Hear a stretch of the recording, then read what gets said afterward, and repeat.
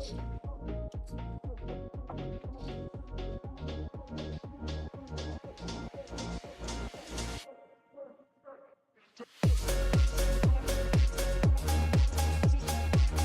good, Rick?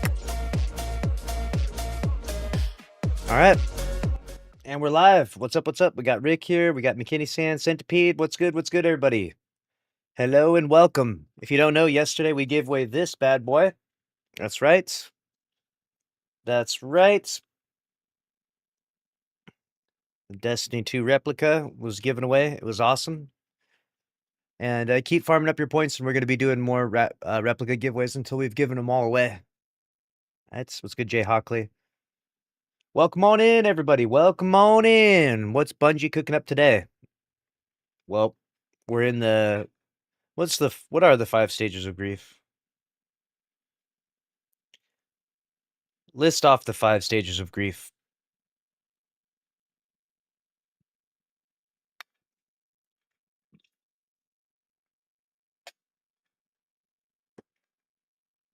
Denial, anger, bargaining, depression, and acceptance, dude.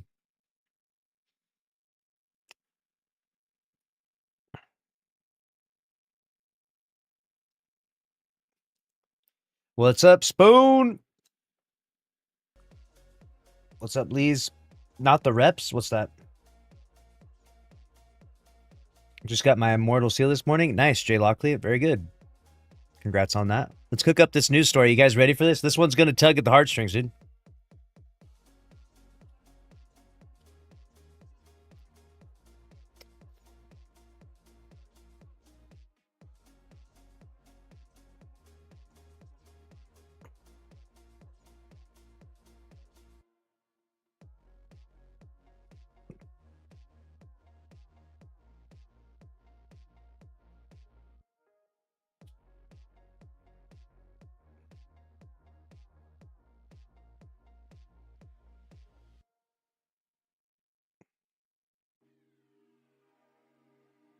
All right.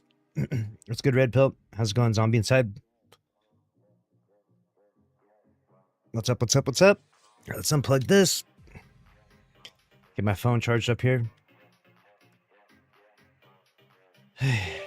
All right. It's go time. All right. Here we go.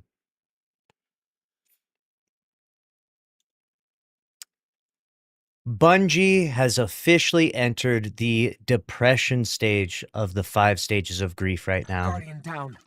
They asked the question today, could I do more? And this one really tugs at the heartstrings. This is DMG, the principal communications manager at Bungie. And the question is, could I have done more? And it's not Bungie asking this. Maybe we'll go over that in a minute, but it's the Destiny players, right? We feel like we really wanted to see the game go forward, and is there anything that we could have done, perhaps? So DMG, representing Bungie, says, you all have done more for this game and our studio than could ever be imagined. It's true. I mean, this community has really carried this franchise, this awesome franchise, to be fair, but not extremely popular franchise for a long time. Right? Those microtransactions you were buying, you know what I'm saying?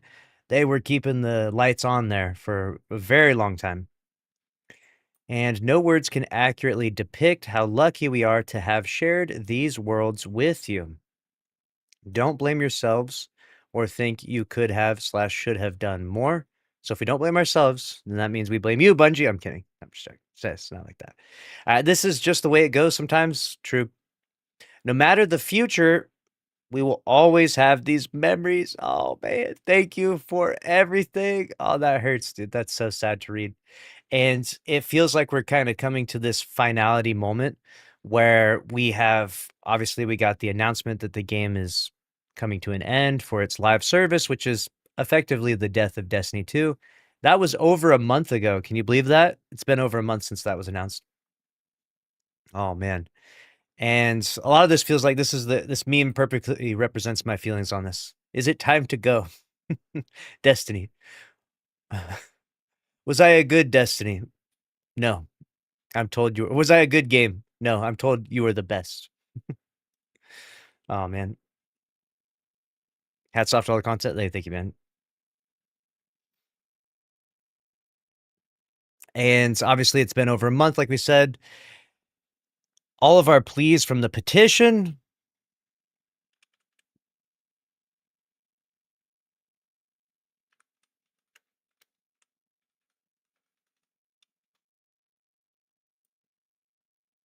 Where are we at on this? We're at 392,000 signatures. Like I said, we're slowly chugging along to that 400,000 mark. At this rate, it seems like we might get there by Bungie Day, which is July 7th. It's going to take a pretty good effort to get there, though. We're down to a few hundred signatures every day. So I think we may have squeezed as much out of the juice as possible here.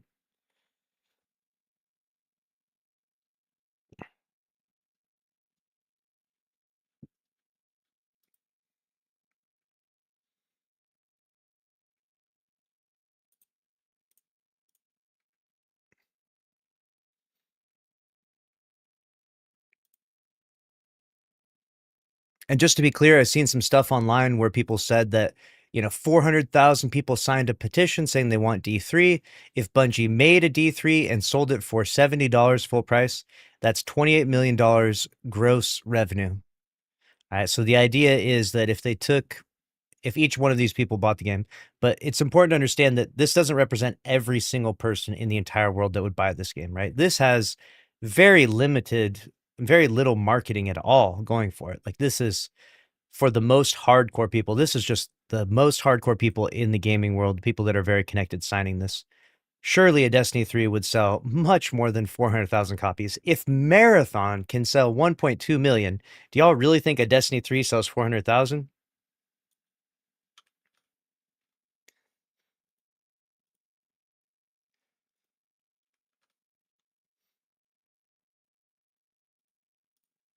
Like, look at Destiny 2 right now. We are hitting nearly 100,000 in our third week past this new update. And Marathon simultaneously at 7,000 people. Dude. Obviously, it's going to do way, way better than that. And it's important to understand that World of Warcraft got the classic WoW that they wanted, and that was because they got 200,000 signatures. So we more than doubled that. This is definitively one of the most iconic and most powerful petitions in gaming history. Make no mistake about it. This is not some laughable matter. This is not some pathetic 400,000 people signed it. This is a super powerful movement.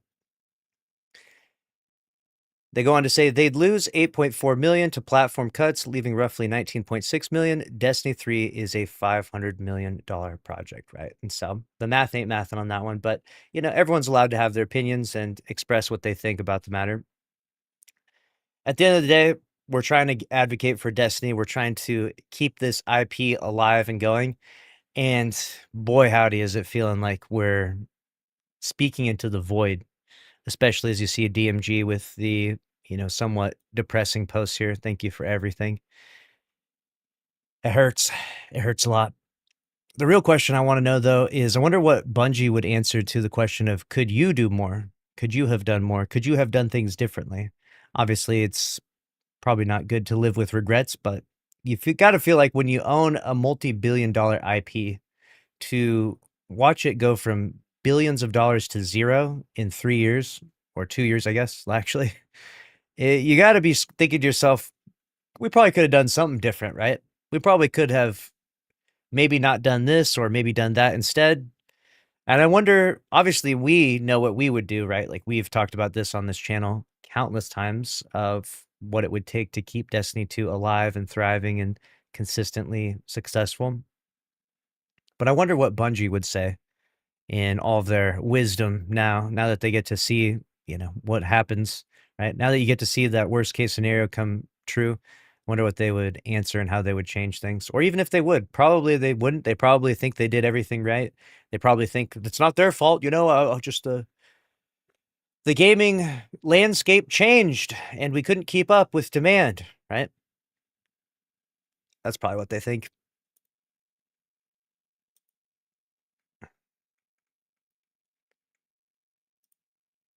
Even though we know they were wasting time cooking up silly stuff like this, even if this wasn't like a, multi-million dollar project, this dating sim that represents Dream Daddy, like, even if this isn't like this huge thing that they, stopped all production to make this project, this really shows where their culture was at, right?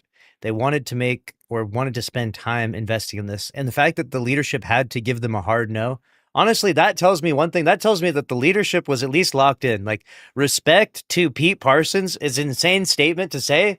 But honestly, respect to Pete Parsons for saying fuck no to a Dream Daddy Destiny dating sim, which if you don't know, Dream Daddy is a dating sim. You don't date other people in the game like real people. You literally are a dad in a game that dates other dads in the neighborhood. Yeah, it's weird like that, you know what I'm saying? And they wanted to make a Destiny version of that. That's what they were spending their time on. I, golly, I don't know what we're doing, man. Doing anything but making Destiny 3, though, I swear. And yeah, the audience, the fans, sometimes they'll question, could they have done more? But in reality, we are very small pieces in a much bigger puzzle, right? We're pawns in a much bigger game, unfortunately, even though we can band together actually, and we can be way more powerful as a group, as a collective. And we've seen that with like the petition, and we've seen that with the population of the game, right? We can band together and be way more powerful. But as individuals, yeah, there's not really anything you could have individually have done. We spent a lot of time on this channel, believe it or not. We spent months and months telling everyone that like things are looking really bad for Destiny 2. I really hope that they get their act together. And we talked about it again and again and again to the point where like hundreds of people, maybe even thousands of people unsubscribed from the channel. And then eventually they announced every end is a new beginning, and they all came back. They were like, what? Lucky was right all along. He wasn't just making some doomer content for views or something, right? Like, I don't really care to make doom content. What I care about is the game Destiny, right?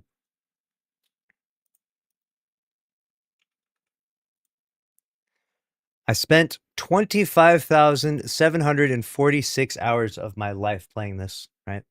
This is an insane amount of time. This is Destiny's Most Strange right here. This is seek help moment.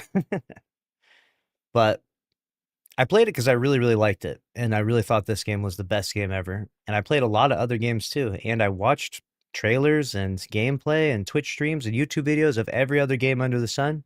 And there's plenty of other great games, don't get me wrong, but there's no game like Destiny. So when I started to notice that Destiny was on the decline big time, I got louder. I got as loud as I could possibly get to hope, in hopes that things might get fixed, in hopes that things could get better, but perhaps too little too late, man.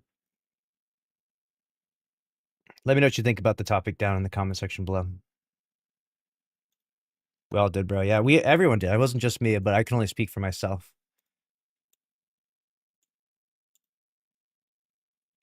25K, I know.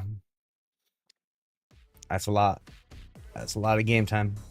That's a hell of a lot, dude. It was. It was a hell of a lot. What is going on in game here?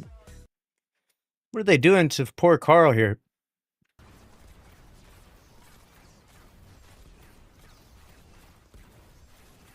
God damn.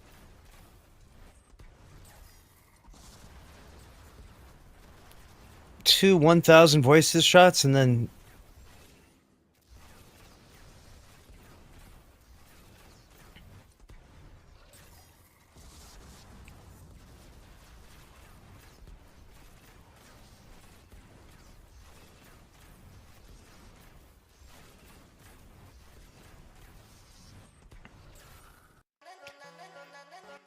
I agree that Cade's humor we never saw brought back, and that was a fun thing in the game. Yeah, Cade served as like a Deadpool type character, right? He would break the fourth wall, and it was very fun, and it kind of made Destiny like it was meant to be like silly space magic game, but also kind of serious, right? Like it was a kind of hybrid thing, right? Where it's like we can't take ourselves so serious, Like we are just a video game, you know, running around space magic and weird shit, right? But Cade was a really good character, and it sucks that they never really replaced him. And even in the end, they just had to bring him back just to kill him off again. It is what it is, though.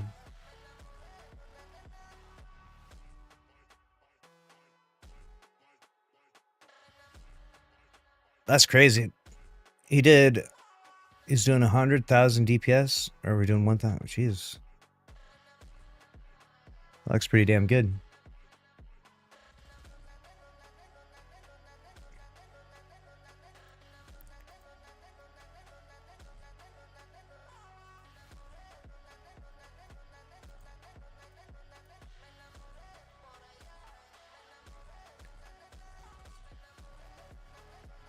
Insane to me that Destiny has 70,000 people online and Marathon has 7,000.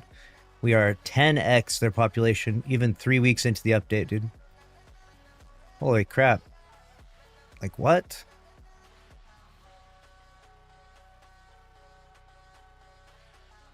That's actually crazy. Cade was awesome. I feel like they killed him on purpose because they hated who he was. I don't know if they killed him on purpose. I'm not sure what the methodology was behind it.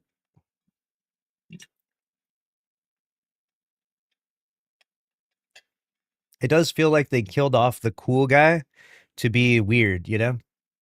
It was almost like the culture shift of Bungie kind of matched the death of Cade in some ways. To like, let's take the things that make this game cool and let's kill those things off, and then let's make the game really weird. That's what people want. And we're all just like, damn, we're super sad. What the fuck? We liked Cade. And they're like, but instead you have Nimbus. And we're like, what the fuck? Get that shit off my screen now. Get that shit out of here now. And everyone revolted and just fucking hated the game. And they're just like, yeah, I mean, that's what people wanted. People really wanted Nimbus and not fucking Cade, I guess. You know what? There could be a whole video in that topic alone. Cade getting killed and Nimbus being introduced in the game is really a microcosm for everything that went wrong with Bungie. Look no further for you want to know why the game died and what went wrong with their culture. There you got. It really is. That's probably the most crystal clear example.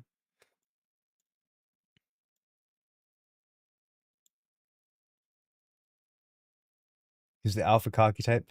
Yeah, and they also got rid of Ronin, right? Ronin was like Giga Chad. Fucking imagine the entire timeline would be different if Ronin lived and fucking Nimbus died. We had Giga Chad vendor at Giga Chad vendor in Neomuna.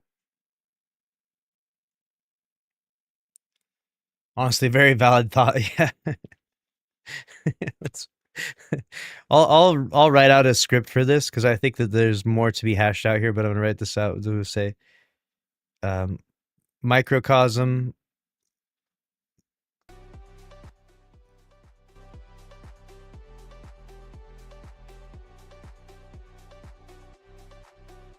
Cade versus Nimbus. That's a good one. The Giga Chad vendor. That's what we needed. Said we got freaking Nimbus, dude.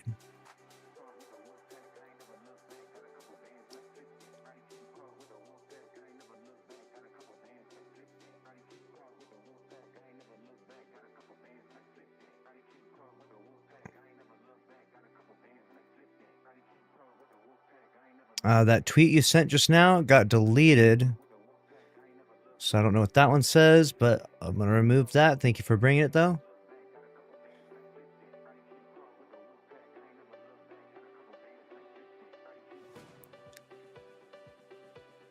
$2013 GTA 5 Standard Edition was $60. 2026 GTA Standard Edition is $80. Are GTA pre-orders up now?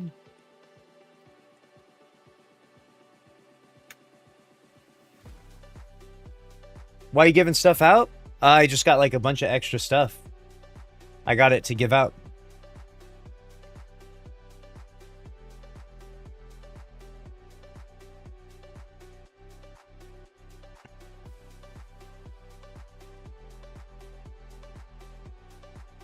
Yes, thank you, Dame Time. On June 25th, that's tomorrow. At midnight? Dog, we are there at midnight pre-ordering that motherfucker. Yes, sir. I'm gonna set an alarm right now. Is it Eastern Standard Time? What time do GTA 6 pre-orders open Eastern Standard Time?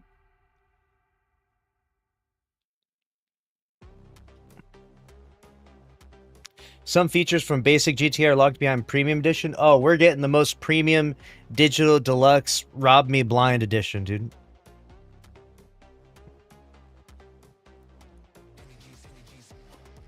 Yes, sir. It's at midnight. All right. So let's put this alarm on. At 11:55 p.m. Got you. Alarm is set.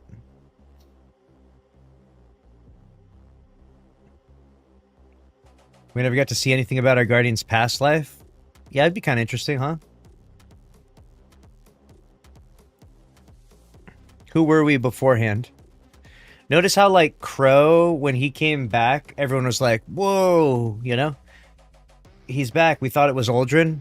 It would have been cool if, like, in our past life, we had some crazy stuff. Dame Time, thank you for the Prime sub. Thank you for the sub. W in the chat for Dame Time. How cool would it be in our past if we had done something crazy or been a part of something? You know, like maybe we're in, like, the fucking mafia with, like, Spider or something. I don't know. It'd be crazy. We could have done something. Will you continue to play Destiny for years to come? I am going to play Destiny as much as I can, but I also got to play other things and cover news. And so, because the news is going to really, the issue for Destiny dying is that the news stops. I covered the news of games and inform people on topics. And once that comes to an end, it's kind of like you got to move on, you know? But if I could, I would just play Destiny all the time, even if it was completely dead. I don't care.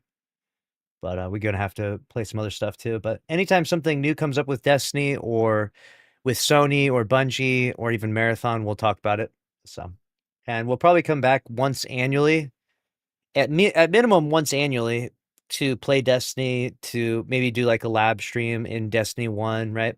We'll come back frequently because we still really like the IP and really want it to go on. So we'll continue to advocate for Destiny for many, many years, you know? The year will be 2030, and I guarantee you we will still be talking about Destiny here. So don't worry about that. But unfortunately, it'll get less and less over time. But we'll keep coming back until they shut the servers off. Dude, could you imagine how sad a day it's going to be when they shut the servers off? I'll be crying, dude. I'll be crying in the club.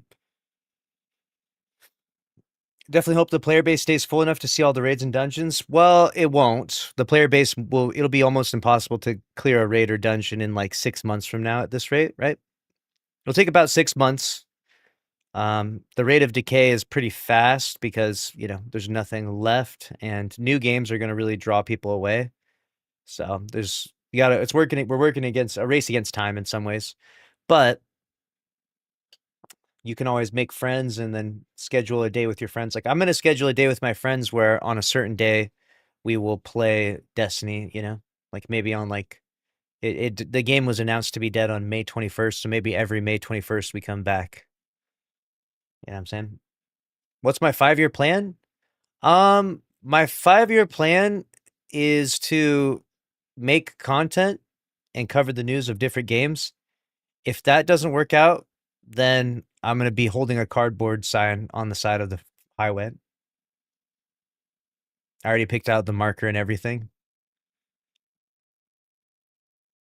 It's going to say, we'll carry you in trials for $5. That's the sign. This is my masterful 5-year plan. Hopefully it works out. In all seriousness, though, I'm not too worried about it. Like, here's the thing that's very interesting about me is that I have two things going for me that are extremely advantageous. All right. And I say this lightly because I'm not trying to brag. And I'm also not trying to, you know, create a self-fulfilling prophecy where I fail. But here's the two things I have going for me that are extremely advantageous. One, I grew up extremely poor. I mean, like, I didn't even have my own bedroom until I was 16 years old. I grew up extremely poor. I lived in trailer parks. I slept on couches, like, as like that was my where I would sleep is on the couches of living rooms. So I grew up very poor. So I don't have very high expectations for my living arrangements necessarily. You know what I'm saying? Like, I'm good. I'll go sleep in a damn U-Haul fucking block. I'm joking, of course, not actually, but like, like I'm good. So I don't have super high expectations for that. And then the second thing that's good for me is that I will work like a dog. You know what I'm saying? I record videos regularly at midnight. I'll get online and just record a video at midnight because something new came up. I'll be working at midnight. You know, there's not too many people you know that wake up, work their normal day, and then finish work and then work more, you know? And maybe some, you know, but I've been doing that for 10 plus years. And so I've also have a good routine of doing that. So I have no problem with working. And I also don't have don't have some crazy lifestyle that I'm like trying to fund my freaking Lamborghini or something or buy Daru's some fucking exotic private jet or something crazy, right? So yeah. What's the news? We had Bungie asked, could you have done more? That was the news, yes. Yeah. So with those two things in mind, I'm feeling very good, right? I enjoy making content as well. And worst case scenario, obviously I'm a black belt in jiu-jitsu. I could always teach jiu-jitsu as I do now. Could always do more of that. And even worst case scenario, say my right arm falls off and you know, all my streams are super boring and lame because I keep playing with this Daru's guy that's, you know, just completely unwatchable, you know, then we just I do something else, you know? The beautiful part about me is like I got no preferences in some ways because I'm just thankful to be alive, you know what I'm saying? I'll do any job. I'll clean those dishes, dude. I'll fucking mop those floors. I don't mind. I mean, I'm not trying to mop the floors, you know what I'm saying? Yeah, I would prefer to do a job that requires, you know, creativity and, you know, maybe it can express my humor and things like that, right? I enjoy being an entrepreneur. But at the end of the day, you know what I'm saying? I'll do whatever I gotta do to make ends meet, you know? And then the third thing that's really nice is I have a good amount of motivation, right? I have a son that I take care of, and I want him to grow up to have a better life than me, right? I don't want him growing up like in shitty conditions. So I will work even harder because I have I have that reason. I have a reason why. You know what I'm saying? I have a reason why to work harder than I've ever worked before. So I'm looking forward to the future. You know what I'm saying? I'm looking forward. I'm fine. You know what I'm saying? We could do anything. We could literally do anything. BW he ended up leaving content creation, right? My old streaming partner.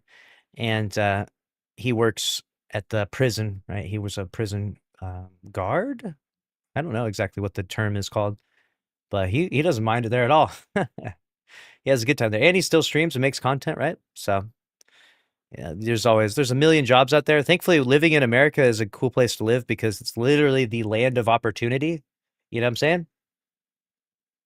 Like most of you out there, you all work a bunch of different jobs, you know? The only person in the chat that I think doesn't work and is definitely a turd is probably Daruz.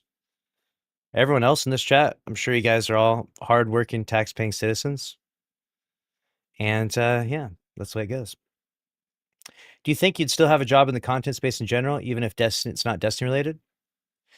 I think that, you know what's interesting about content creation is that you're not invited. You're not actually invited. You just invite yourself. You know what I'm saying?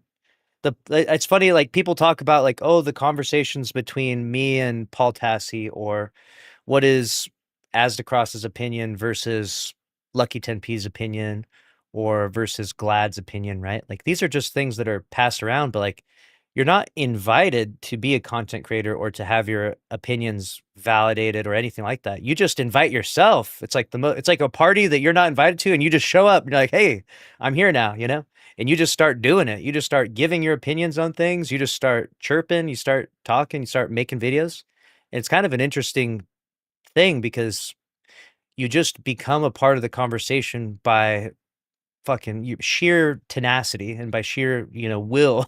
You will yourself into popularity or into so I don't know. I find it funny because like I feel like Paul Tassi is a good example of I didn't even like follow any of his stuff until like the last few years, maybe. I don't know. And like he's been covering Destiny stuff for so long, so I don't really know how or why, but I feel like maybe in the last few years he started doing more with Destiny. And and then now he's like such a big part of the conversation, right? And then I'll give you a good example is like Glad. Glad used to be a big part of the Destiny conversation, but then he like left, right? Like he just decided to do variety and play other stuff. And so there's an interesting element to content creation where it's like you just like it's not fake it till you make it, but it's like you just start doing it and then I guess it works out sometimes and maybe not. I don't know. It's fat like I'll give you an example. No one in the world knows me as being a GTA 6 content creator, right? But you guys will know me. I will get millions of views making GTA 6 videos, right? And some people will never have heard of my Destiny content. And right now you guys like, what? That's you don't know or care, but like you will know of me. And I'm gonna make sure that the world knows of me from that GTA 6 content, right? And because I'm going to will it into existence. I'm going to make it happen, right? It's kind of an interesting element to content creation. I don't have any I have 0 views today. 0 views making GTA 6 content, but I will have millions of views by the end of the year. By the end of next year, I'll have maybe tens of millions of views, right? I'm gonna make it happen. We're gonna make it do grow into something, which is interesting, I think. I'm an engineer at Nike and nobody knows me. That's nice, dude. Being known or being having fame is like the worst thing. You don't want that. Fame is like people are trying to get less fame. You know what I'm saying? People are uh, trying to get out of the spotlight. People that want to be in the spotlight they're not mentally well. If you want to be in the spotlight, if you want everyone chirping about you all day long, you are not mentally well because that is not a lifestyle that anyone wants to live. We're not designed like humans, like our psychology isn't designed to have that. You're supposed to be like in a tiny village, with like a small group of people. You're not supposed to have millions and millions of people talking about you every day. I don't know. People that act that way are weird. Why not a trillion views? Maybe. Maybe, dude. Fame is overrated. It's not just overrated. Fame has kind of been turned into something that's, I would say, a net negative, right? The only positives to fame is that you can leverage it to make money. All right. But aside from that, it's like, it's mostly not what anyone wants, right?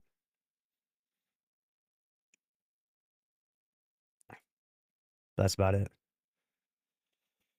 What you up to, Drews? Did you play it? I've been watching so many clips, Drews, of that game, and I watched the funniest one where 3 guys combined together to make a shape because they're the different bodies, right? Oh man, the Mecha Chameleon. The clips are so funny for that.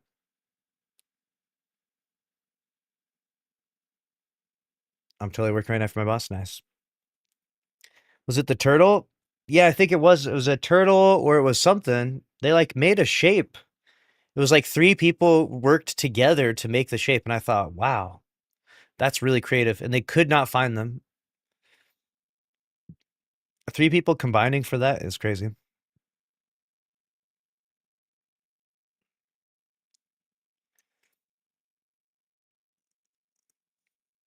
All right, let's cover the next news story. What do we got here? GTA 6 stuff. So much GTA 6 news is coming out right now.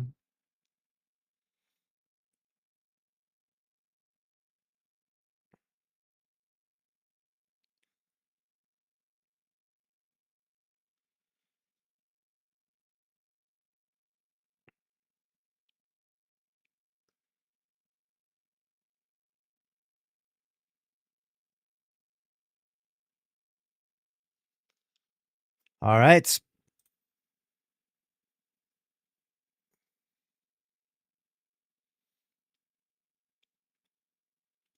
We're going to jump into Destiny 2 in just a moment. We just have some a pretty crazy interview here. All right. What's Tim Sweeney's net worth? Tim Sweeney's net worth.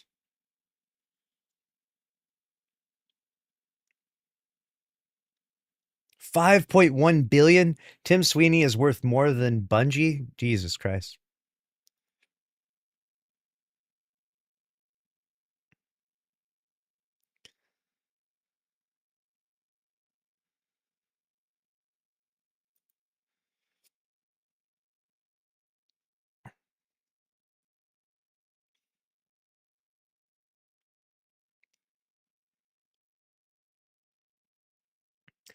Why are games struggling to find success? That's what Tim Sweeney, the owner of Epic Games, and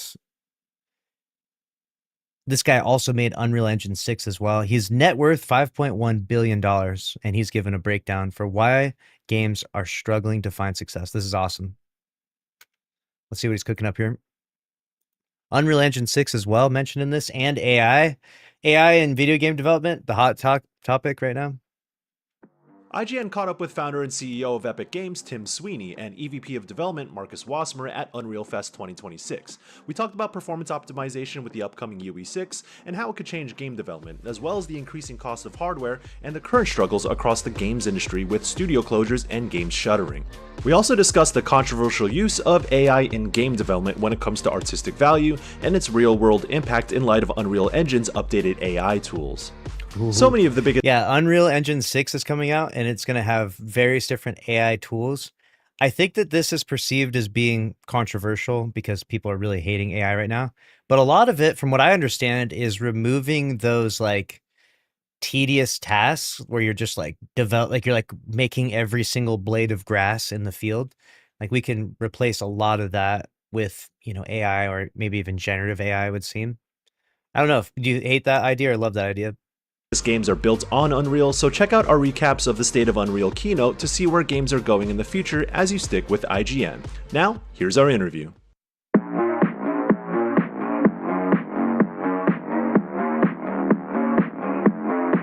Dude, a Destiny 3 on Unreal Engine 6, could you imagine? Do you think it would feel as good, like the gunplay would feel the same as Tiger Engine? I can't help but feel like, even though it's unproven at this point, I feel like Unreal Engine is a much better, much more powerful engine than Tiger, more better developed. And surely it could do the same gunplay that Destiny has right now. It would be mind-blowing to me that Tiger Engine could do better gunplay than Unreal, especially now that Unreal 6 is coming out. Tiger Engine is on the way out right now. Like if Marathon dies, does Tiger Engine become worthless then? Does anyone ever use that again? I think it's two things. Like one, as you say, just like efficiency of development. Like games are getting bigger, games are, getting more difficult. So like all the architectural work we're doing on the engine should just smooth things out. Not to mention, like AI creation flows. We showed some demos today. Really should take a lot of the tedium out of game creation, let people just actually focus on the creative part, which would be... Yes, exactly what he says. It takes the tedium out of game creation and lets the devs focus on the creative part. So the idea isn't to steal your job. The idea is to enhance your job. Now, by proxy, do you have less artists on your team? I guess, yeah, the answer is probably yes. So some people do lose their job, but the people that are maybe the most talented and most creative artists, this is a tool that'll allow you to just get way more done, which is going to overall bring the top down from these costs of making games. Like Destiny 3 right now is reportedly a $500 million game as an estimate. In the future, as Unreal Engine 6 is developed further and these AI tools, the cost of a Destiny 3 is about to go down. It's going to turn into a $450 million project, a $400 million project, right? And if these tools get powerful enough, fast enough, maybe even a Destiny 3 gets a green light. Could you imagine? Can you imagine if they're able to use these tools in such a way that they could make a Destiny project for 200 million all of a sudden? That would be a guaranteed success. like with the amount of people that got online for the last update alone, 1 million every day, a $200 million project, that would be the easiest green light ever. Be really nice.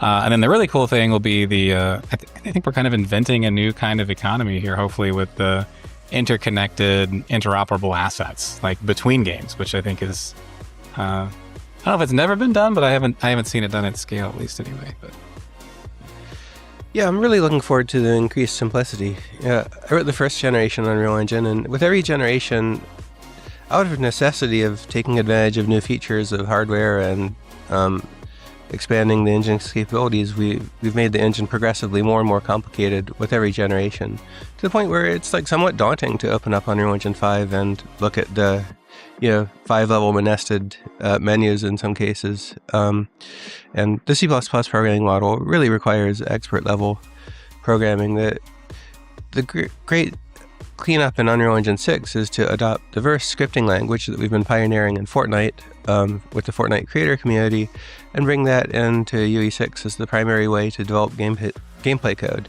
So it brings the ease of development of, and ease of programming that you have in an engine like Unity or Godot, together with the full power of UE6, and all in the high-end AAA feature sets, and to tame complexity of the engine, the ability to prompt a lot of different systems and have it help you create a particle system and tweak it, enable you to focus on the details that really matter rather than the boilerplate of creating, redoing the same rote actions over and over. It's going to be really freeing. I think it'll bring back some of the magic that we had in earlier days, and some of the magic that each engine had in its first few years before each engine grew more complex. Is that it's just of making it really easy to create stuff, and giving the user an immense amount of creative freedom and the feeling that they can exercise it pretty easily without going off and spending hours or days on tutorials and learning.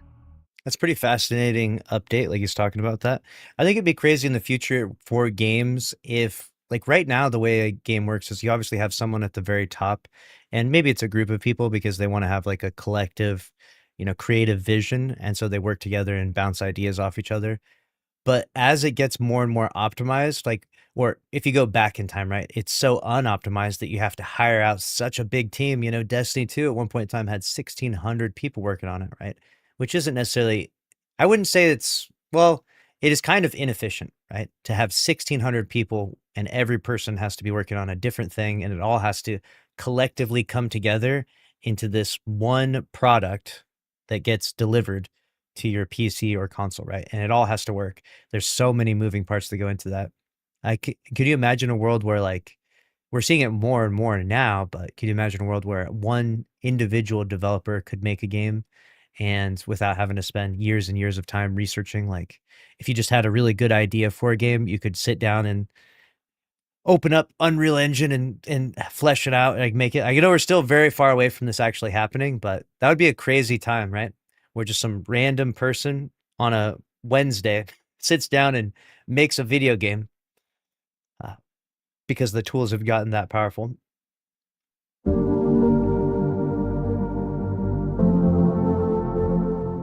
I think we've actually been addressing it through 5.7 and 5.8 even, and I think the trend will continue through 6. We're a game developer too. Fortnite players have the same issues as anyone else, and we try to scale, from mobile all the way into high-end PC. So you see initiatives we have, you saw Lumen Light on stage, as an effort to kind of bring the costs of Lumen down to be accessible to more people for global dynamic illumination.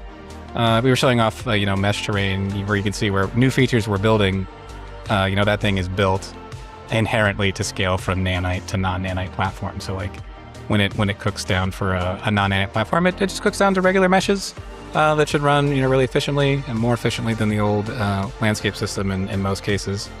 So it's really on our mind. I think you can see, games lag a little bit in shipping on engine releases. But as more games kind of hit that 5.7 and 5.8 mark, I think you'll already see a trend toward efficiency. And then just I don't know, we have a ton of stuff in the pipe as we progress towards UE6, and that's going to land in the engine as well. Yeah, it's the cumulative set of optimizations that have been done.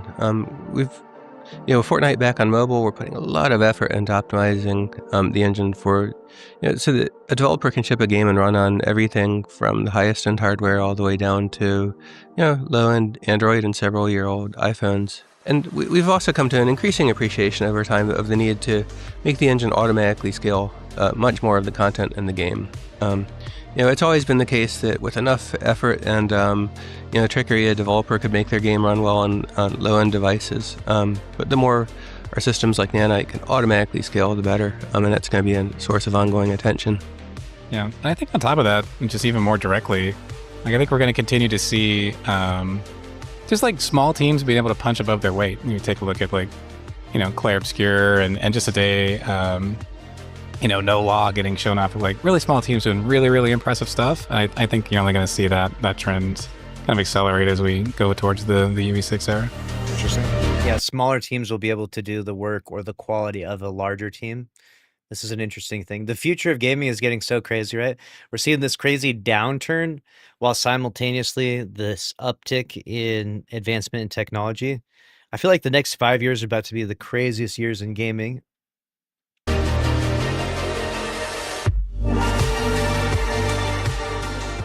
Well, it's an unfortunate and completely unexpected event that AI would surge so much and to place so much competitive pressure on memory prices and everything, to the point where it's significantly affecting costs of gaming hardware.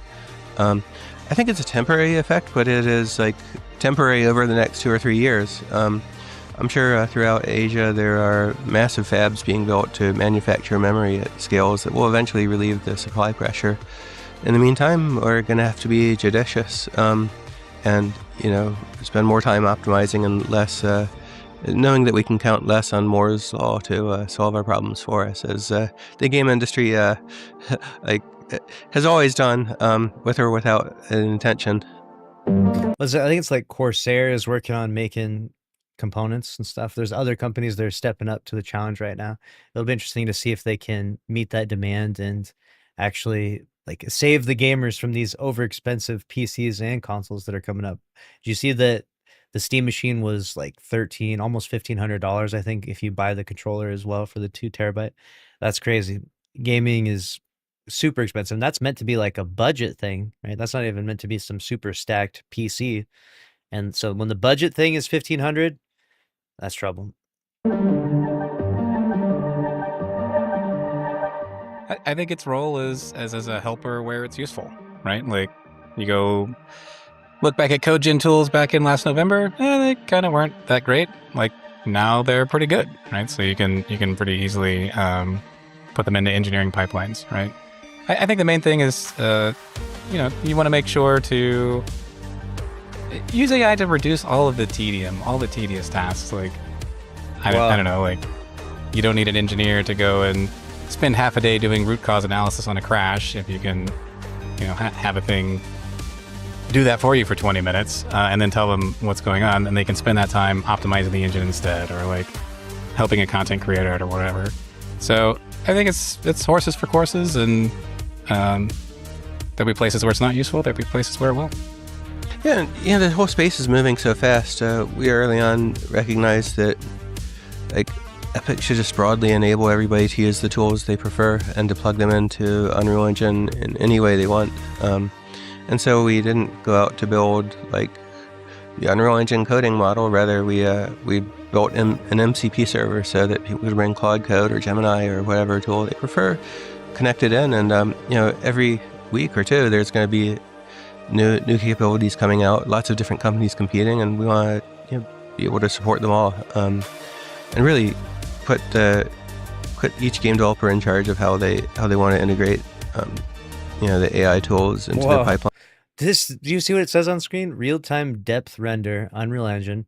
And then the prompt reads, create a slightly worn 1950s American gas station interior, lightly dusty atmosphere, 2-tone walls, cream upper, institutional green lower, paint scuffed and chipped, white drop tile ceiling with water stains. They just go through this lengthy prompt, and then this is the outcome. Maximum usefulness out of it, and figure out what really does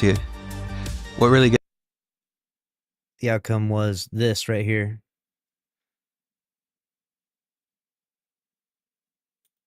of it and figure out, what really does what really gets acceleration maximized.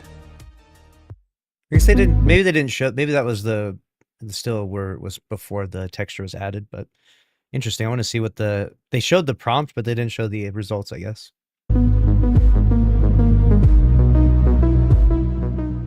Sure. I mean, we're building all the pipelines in Unreal to maximally preserve artistic intent. You can see, we gave the demos. There was like a video we did this morning. Like you can see every step of the way, our intention is whatever gets built there it is. Is a real Unreal scene that people can tweak and make exactly the way they wanted it to be.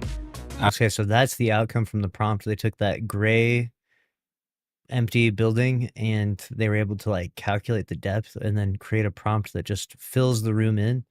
That's crazy. That's insane. It's interesting that the conversation comes up then artistic integrity, because I guess then what do you work on? You work on other stuff like tasks that can't quite be handled by AI. Like this just removes all of the tedious stuff. Interesting. Rather than just like, typing into the prompt and trying a million times to get like whatever pops out, right? That's the craziest part about all this is that there's this IP Destiny 2 that dies, right? And everyone's advocating for a Destiny 3. And simultaneously, there's these tools that can make games hyper fast and pretty good quality. And you just know people are thinking, man, where is these companies, the way these greedy companies works, they think, where is there a hole in the market right now? And ironically, the biggest hole in the market is the looter shooters with Destiny 2 dying. So I can only imagine there's at least a handful of companies right now that are just foaming at the mouth at the idea of using Unreal Engine to make not necessarily a Destiny 3, but it could be a Destiny spin-off, right? Or a Destiny-inspired game.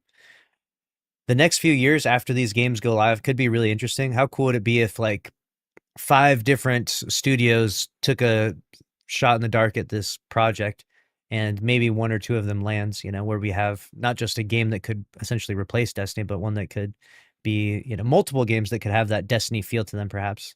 It'll be interesting to see if anything like that pans out. They could all end up being disasters too. Like every single game could just be complete AI slop, right? And just be terrible, which would honestly be funny as well. But we'll see what happens. At least they know the bar of the standard to which Destiny 2 is at, right? Like they know the quality that Destiny 2 players were looking for. And so it would be ridiculous if they tried to, deliver anything that was worse than, a game that came out in 2017. Yeah, it's really meant to help people explore creatively more quickly and then settle in on the details of what they actually want and then do the tweaks they need by hand, like right in the engine. So for us, it's human control all the way through the pipeline. Yeah, exactly that. And, gaming has always been driven by great games built by great development. Wow. That's the outcome from that. There's definitely is an AI feel to it, right? There's something about it that doesn't feel quite right. Like it doesn't feel like a human made thing just yet, right? Like I know that if a really high degree AAA development team made this, it would look different. There'd be something about it, it'd be more visceral, but it does look pretty good. Like for just being a prompt for something that was generated like through an automated process, it's pretty damn good, right? Teams, and that will continue to be the case. Every generation has had its way. It's stereotypical low quality games. From like just plain old bad games to asset flips, and now we'll have AI slap. But like in the hands of awesome professional creators and serious indies, wow, building a game. These tools are just an accelerant, and just as the industry moved from pixel art to Photoshop, and then from 2D to 3D, these are just going to be ways of making content more efficiently and avoiding the drudgery of, hand wiring a giant blueprint and debugging really complicated problems in a program.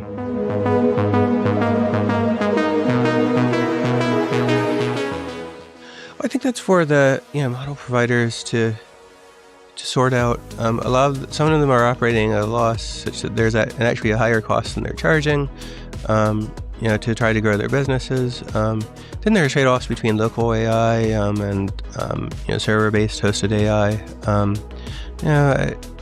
I think the whole industry is going to have to sort that out as a whole, and our approach, Epic doesn't have billions of dollars to invest in building a leading edge model to compete with these things. So what we can do is build an awesome MCP interface so that every one of them can talk to our engine and so on. And then I think developers and the market and are going to ultimately sort that out. I think there's plenty of incentive for everybody to do these things efficiently. Cost is going to be formidable when you're using a leading edge model at its maximum capability. And optimizing that is going to be a first class objective for everybody.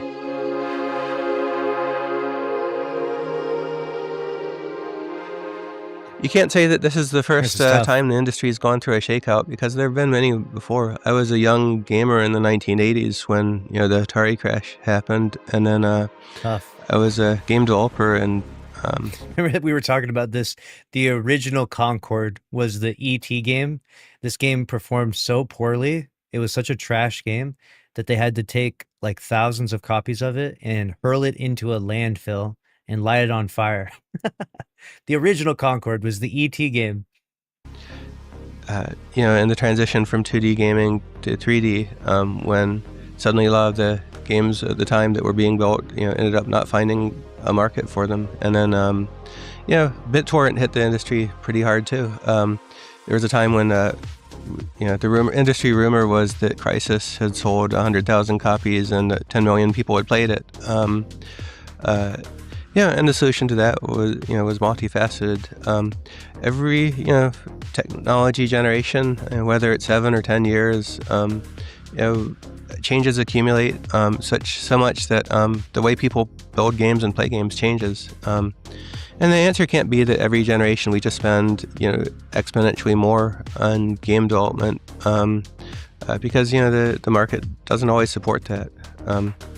I think we've seen some very specific problems with specific games. Sometimes a really big budget game shipped and wasn't very good. And didn't sell, but much more often. And we've seen here with a bunch of the big multiplayer games, built a good game, but the market dynamics prevented players from coming in simultaneously with enough scale to make it viable. And that's why I was really talking about in Unreal Fest talks. We should set aside like flukes where a game didn't meet expectations of gamers, and just look at the more of the structural changes. And those are really appreciable. The fact that games are becoming increasingly multiplayer, and not just multiplayer but social, where you're getting together with your friends, and then you're deciding what to do, what to play, how to play it. And the trend of the gaming economy shifting more and more, like some people like it and some don't, but more and more towards buying things in games rather than buying games. And in-game economy is driving gaming, especially at scale and especially over long durations. As you see with these long-lasting multiplayer games, you have much more of a winner-take-all phenomena. It's really, really hard for any new entrant to compete with an established game. Yes, I've been talking about this, the winner-take-all phenomena. That's such a good way to put it. Even if it is incrementally better. And then, after years of established games continually reinvesting and making, their games better and better, it's hard for a new entrant to compete with a game that's had, many years of development and potentially billions of dollars of development investment going into it over time. With a small team building a small game. Those are the huge challenges, and those are generational, and they're in a different sort of challenges than we've seen in the past. Each of them was kind of an isolated problem that had a solution, and here the answer has got to be pretty broad change in the way that everybody goes about developing games. We've got to develop, better games more consistently, and we've got to develop them a lot more efficiently. The only way that we can hope for new games coming onto the market to be able to succeed when there's so much Metcalfe's Law in play and so much, so many captive audiences in the really big games, Fortnite and Roblox and PUBG Mobile and, a few other really huge ones.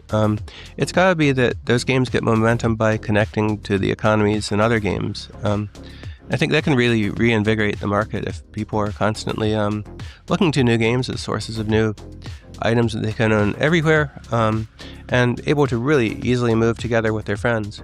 And I think it shouldn't be understated how badly broken the social ecosystem is in gaming as a whole. Most games now are broadly multi-platform. You have a lot of games that are across mobile, you have a lot of games that are across PC and console, and then you have games that are across all platforms, like Fortnite is, and Roblox is, where literally the game is on every platform everywhere in the world. For those to compete against that sort of thing, you've got to build games that run everywhere, and you've got to be able to have social connections that work everywhere. Like if you look at Epic and a number of other independent multi-platform game developers, we built social ecosystems for that. Your Fortnite friends are your friends across all platforms. You can connect with them, an iOS player, an Android player, an Xbox, PlayStation, and Switch player, and a PC player. We bled for that. We had a pretty big confrontation with Sony, in which we ultimately got it cross-platform play across consoles sorted out in 2018, and we're grateful for that, and the industry is better off for it. That. But the great cross-play battle. This is written in the chapters of the console wars, and let it be known that Sony was the scummiest of them all. Still, most game developers are, locked into these single platform ecosystems. Xbox voice chat doesn't chat with PlayStation voice chat, and Nintendo's a separate thing. Still, all these players in Steam can't talk to their friends on Xbox and PlayStation unless they're playing a big game that's developed at bespoke as a custom system. And so, one of the solutions to this has to be making social work across all platforms natively and naturally, and getting all the platform makers and all the big game makers to work together to make that happen.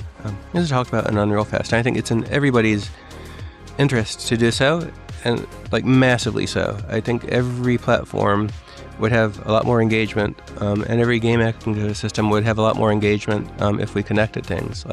Literally, I think Xbox, not just Epic, and name all the top game developers, Epic and Roblox, and Riot, Tencent and EA, all the different studios within Microsoft. We'd all be better off if we connected our stuff. And we'd all be making more money, and our gamers would be happier. So it'll be just a great outcome for the world. Nice. I like that. Ending it on a good note as well. We're talking about how we kind of experiment with the idea of cross-play, but we don't cross-communicate effortlessly. Basically everyone's using Discord, I guess. But it would be nice if you could just quickly chat with other people on different platforms. But the problem is we're actually heading the other direction now because Sony is going more back to their exclusives, and the console wars have reignited with Asha making Gears of War exclusive on that. And it's just, the trends are going rubber banding back and forth. We're going consumer friendly for a bit. Things were looking good, and now we're going the other way. It's interesting. It is interesting seeing a breakdown from Tim Sweeney. I feel like he's this super intelligent guy that isn't especially social. He's not very well spoken, but the guy definitely knows what he's talking about. That's for sure. Let me know what you think about the topic down in the comment section below. Pretty crazy stuff. All right. We got more to cover. We're going to jump into Destiny 2 now. I'm going to check out this new build. So let's launch this bad boy. And we'll be right back. Give me 1 second, chat.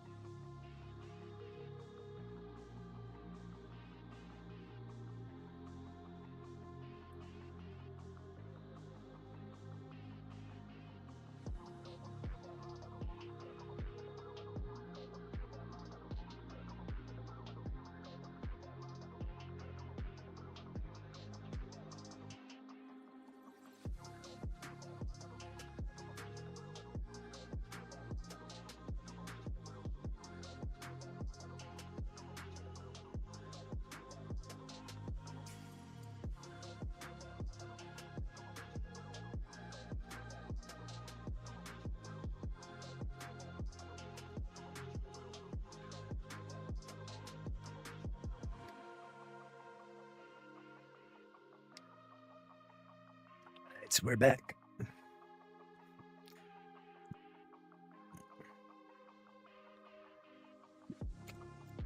Oop. Wrong mouse.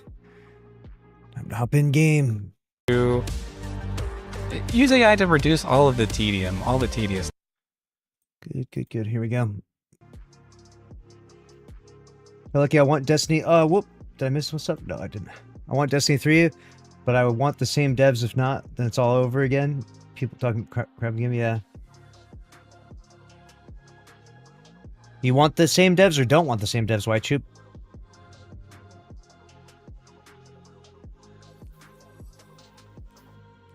Alright, we're in game. Apparently there's like 1,000 voices build. That's crazy. Let's see this. Let's go to the tower. Do I have to like... I probably have to like buy a new aspect or something. Let's go to Icor real quick.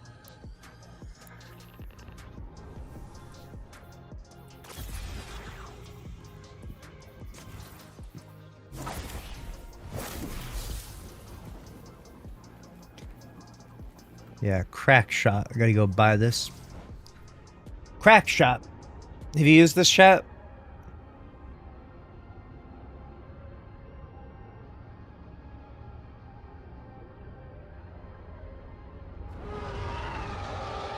You need the catalyst? How do you get the catalyst for it? I'll still grab this just in case.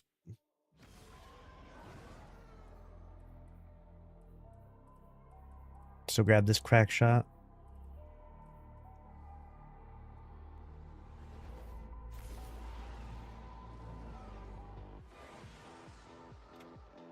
Is it Sneaky's build? I don't know. I saw a clip on Twitter. It was from someone else, but... There's a build from Esoteric, Sneaky. Everyone's got a build from this. What's good, Baconator? How's it going?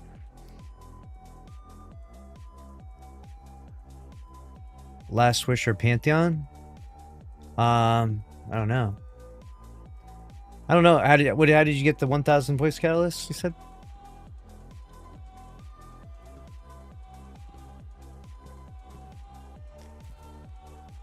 Just working.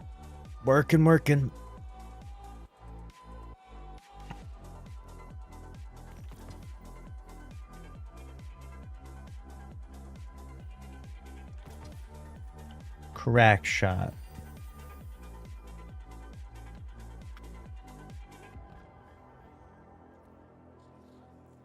All right, let's go here.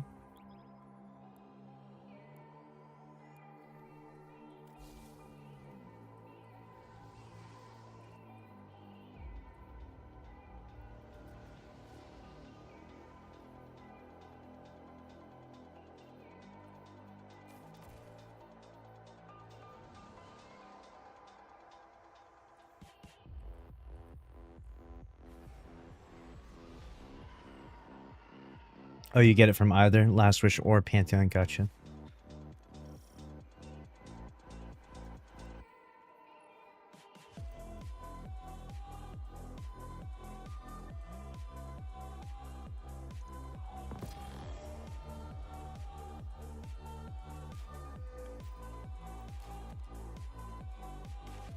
Oh, I got it.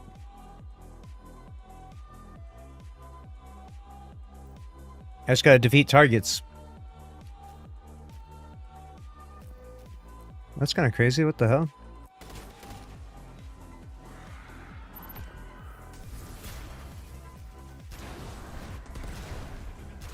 What does this do?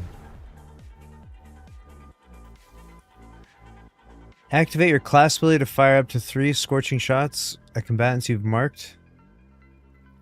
Aim at targets to mark them. Landing all 3 shots cures you. Huh.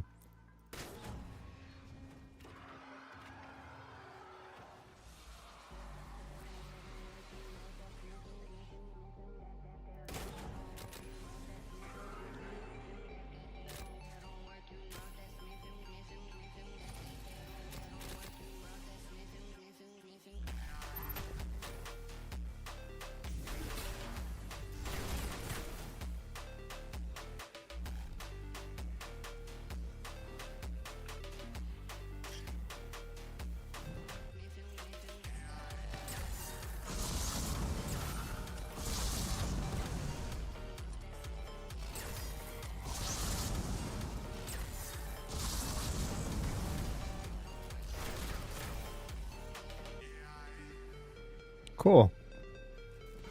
Do you Shuro checkpoint?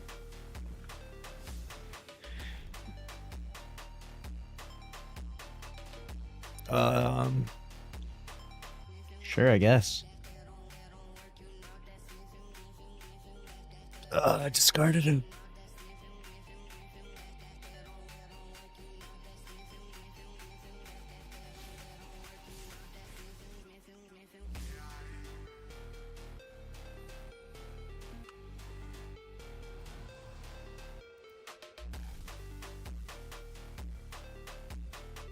Yeah, if you could get that for me, that's awesome. Shuro checkpoint, so I can get this beat fast.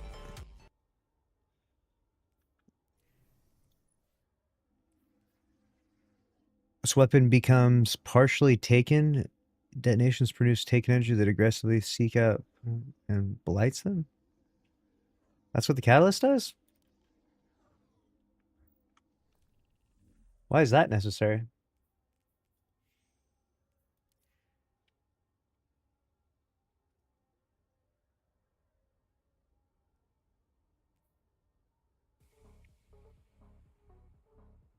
Show you what it does?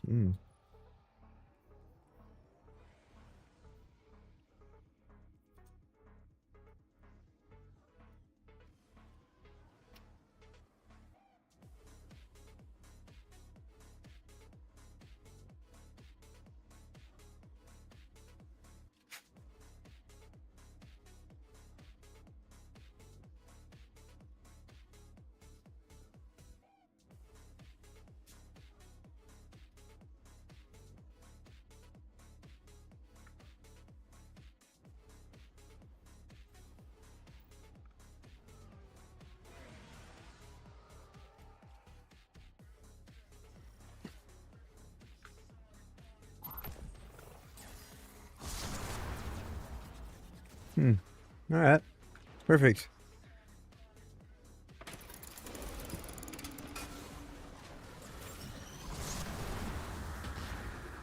Interesting. Nice. Alright. Well, I'll get the catalyst beat then. What do you want me to wipe? I can. That's good.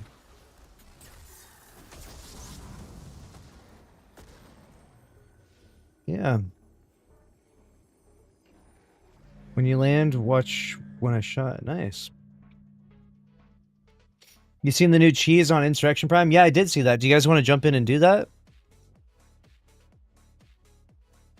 That looks sick, actually.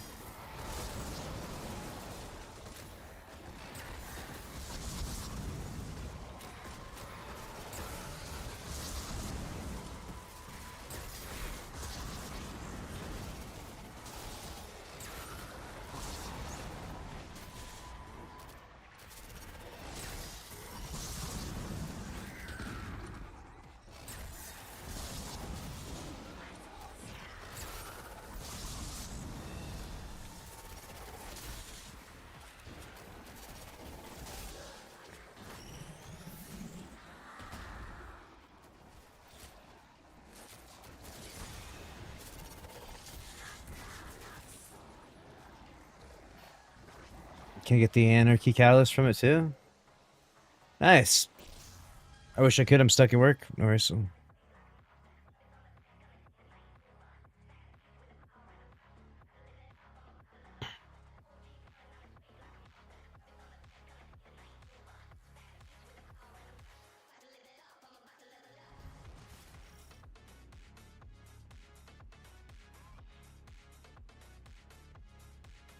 Let's see here.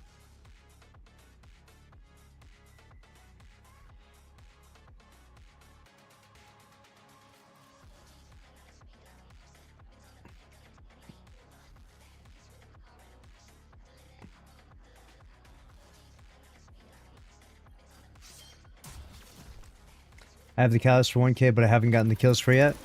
Ah. Well, you gotta get in the sure cheat checkpoint like me.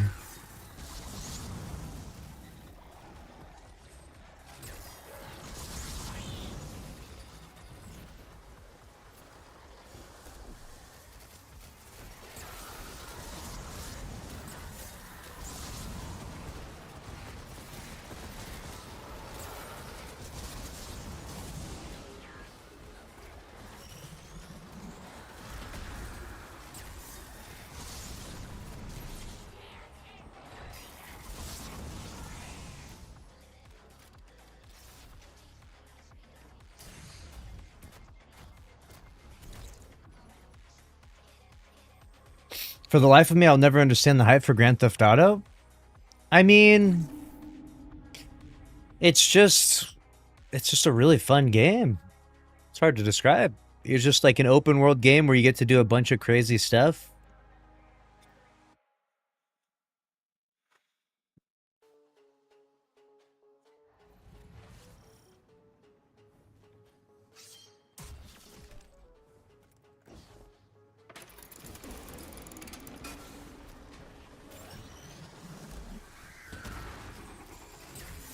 I think that the concept behind Grand Theft Auto is probably the most intriguing concept of all video games.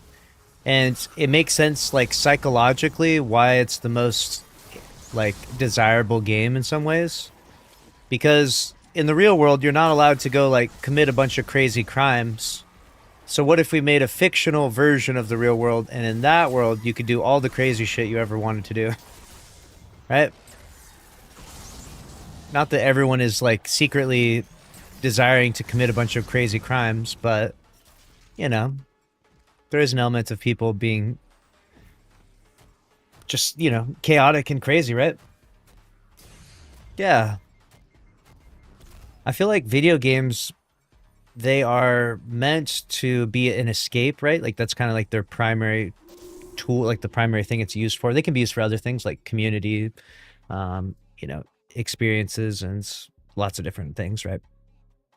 But mostly it's like an escape. It's you're entering into another world, and in that world you can do lots of things. You can, you know, do space magic like this, you know, fight evil aliens trying to murder you and shit. Or you can commit crimes, right?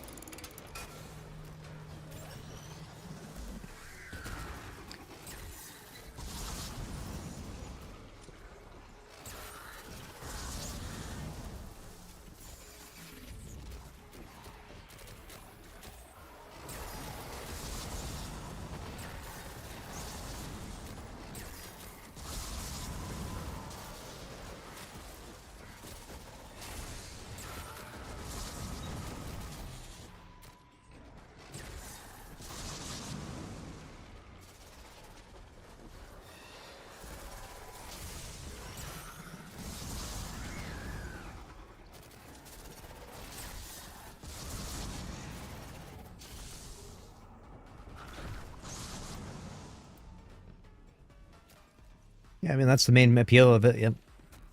The main appeal is just you get to run around in open world. Let's see what this says.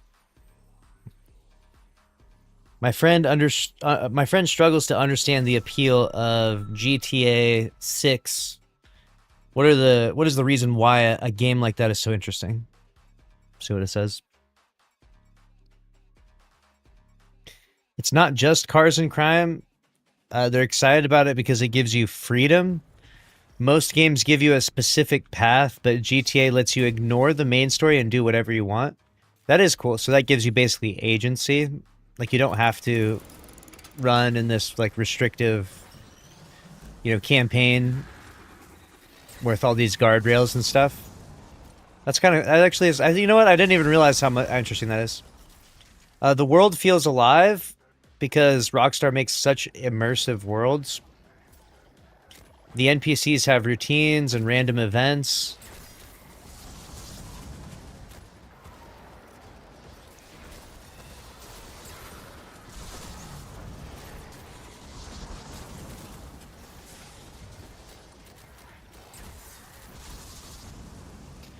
Fantasy, people experience things they never do in real life. High-speed chases, luxury lifestyles, criminal empires, and wild adventures. And then obviously it has really good storytelling.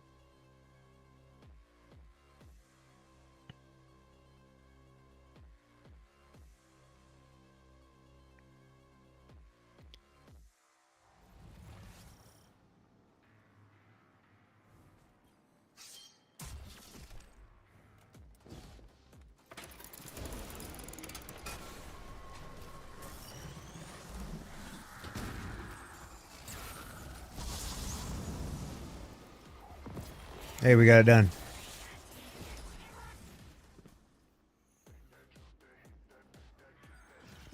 Beautiful. All right, 1,000 voices is got.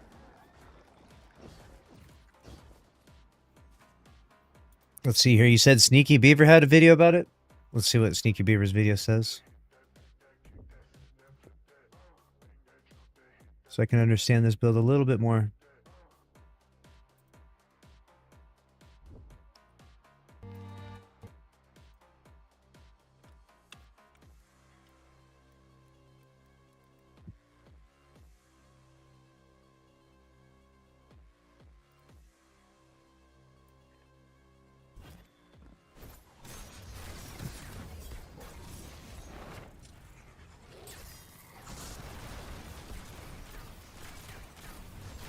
How does he get his super back? Wait, what? Why does he get infinite crack shots? Oh, crack shot is just your class ability? Gotcha.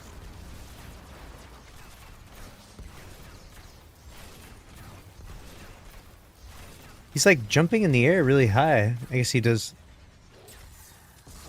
a jump in a class ability? I didn't realize you could jump when doing crack shot.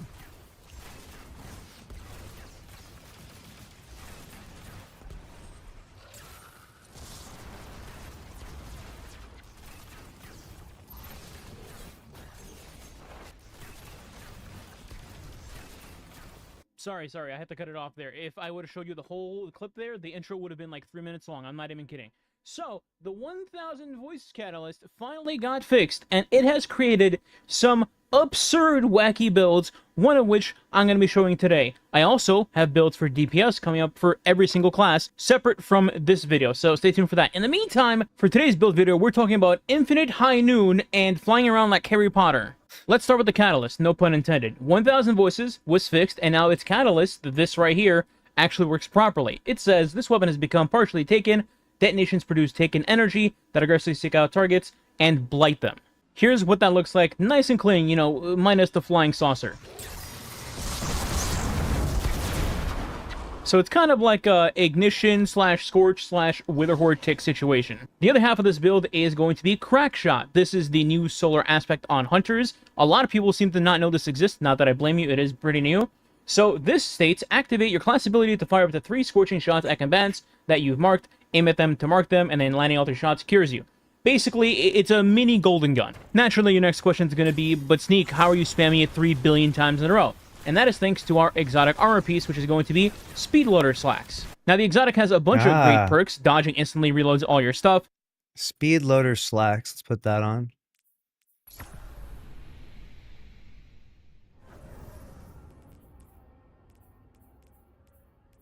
Speedloader Slacks. Got him on.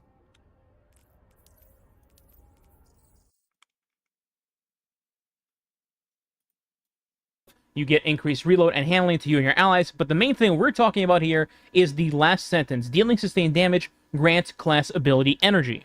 Thanks to 1K voices giving us Scorch, then an Ignition, and also just doing Blight Ticks, we're getting our dodge back basically instantly, so we can keep doing Crack Shot non-stop over and over and over again, literally causing us to fly around the enemy if we want. So the concept here is to utilize 1,000 voices as your starter engine to do a bunch of tick damage, and while that's happening, you spam Crack Shot as much as you want. So that's the base concept. I wanted to go a little further and said, you know what, why don't I just get like a second super or a third super or a fourth super while I'm at it, while I'm dumping my ammo? So I did.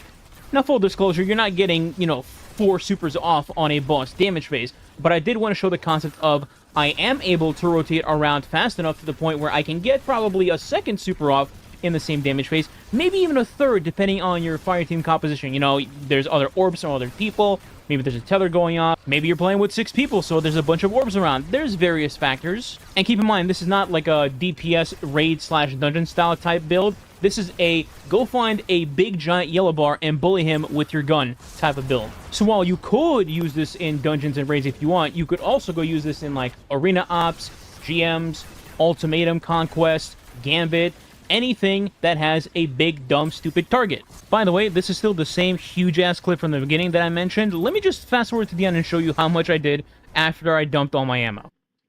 Jeez. 387k. So if you want to go the optional route of trying to get a second super off, that's completely up to you, whether you want to or not. My second weapon in this rotation is Festival Flight, which is the GL that you got from the last Halloween event, I believe. You can now get this in the tower from the monument in the middle. You just need a event engram, I believe, so good luck with that if you want to. Here is my role, in case you're curious. This has Blast Distributor and then Attrition Orbs. For the stats you want on this build, I ended up going with 3 stats. The 3 bottom stats: Super, Class Ability, and then Weapons. Class Ability is the main one here. You want to get to 100 because you want your dodge back as fast as possible. In this case, I guess your crack shot back as fast as possible. And that just synergizes with Speed Loader Slacks as well, as that's the whole point of the build. Going past 100... Let's at least get to 100 then. Possibility. Just we don't have to min-max it perfectly necessarily, but at least just like get some shit going here. Boom, boom. Class ability. Class mod. Go all in here. All right, we got to 125 there easily. 100 doesn't really do anything. It increases the damage of Crackshot a little bit, but not to a great amount. Not to the point where I would waste just pumping your stats higher into that category. Instead, after that, I would focus on putting in the weapon stat and the super stat. Super stat, obviously, for your super damage, and then the weapon stat for bonus 1k damage when you are shooting. In my aspects, the first one is already Crackshot. We went over that. The second one is Knock Him Down, so I get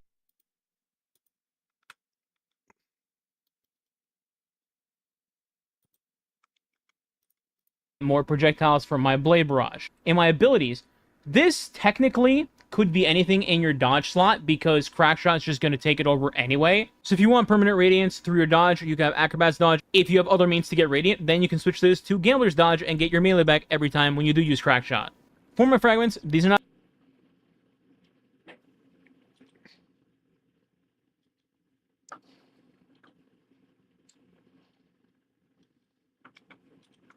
set in stone at all. I've only messed with this less than a day, so these are interchangeable. Keep it in mind. What I have currently is Ember of Searing, Ember of Mercy, and Ember of Solace to kind of synergize with giving myself Restoration and Radiant. And the last one is Ember of Ashes, apply more score stacks to targets. That's basically what we're doing the entire time between 1k and Crackshot, so this is a must, I think. Here's my artifact. I'm gonna keep it a buck with you guys. The only thing that matters is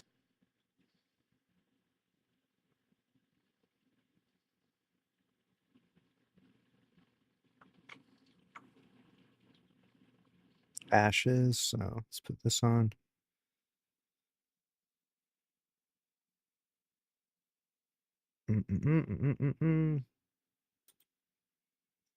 Ashes. so this is a must, I think. Here's my artifact. I'm gonna keep it a buck with you guys. The only thing that matters is particle reconstruction to give you a weaken on your enemy, and then also auto reload your fusion, although Speed Loaders already does that for you. Everything else is completely optional. Limit Break for some extra super damage, Lead from Gold, Harsh Refraction, Flashover, Dielectric, and Elemental Siphon. Lastly, the armor mods. So, starting with Helmet, we have 2 copies of Super Font to give me plus 40 points in my super stat, thus giving me more damage when I use my super, and then 1 copy of Dynamo. So, every time that I dodge near a target, which is 3 billion times in this build, you reduce your super cooldown. So this is how you can easily get a second super off if you're fighting a boss. In my gloves, I have 1 copy of Grenade Font just to increase my grenade stack because it's kind of... All right, which one was particle reconstruction? God damn it.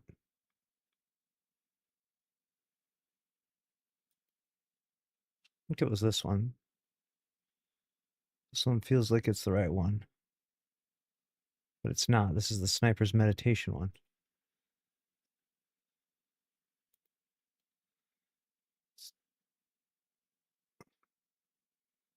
damn it.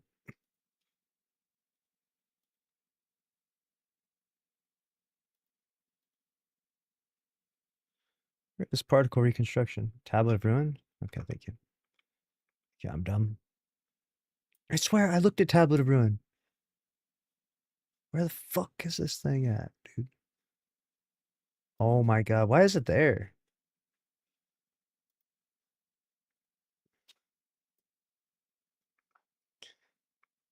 Alright, let's go test this out a little bit. Just see if I can at least get the gist of it. I can go through the details later. How to get the Fractithis shotgun? I have no clue. Great question. You could probably look it up on Light GG. They might have updated there. I haven't seen where that's dropping.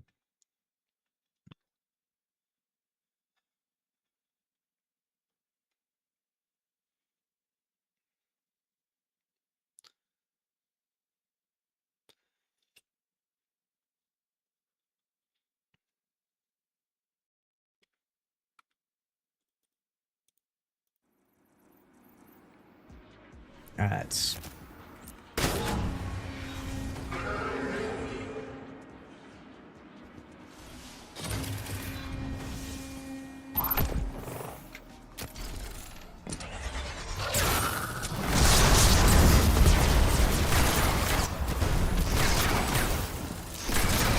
The hell?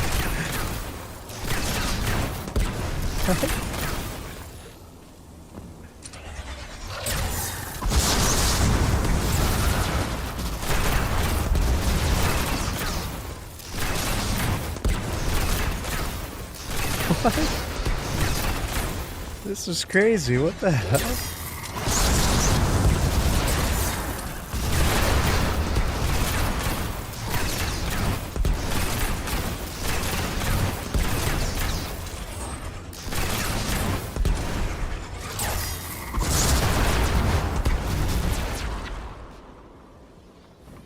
That's insane.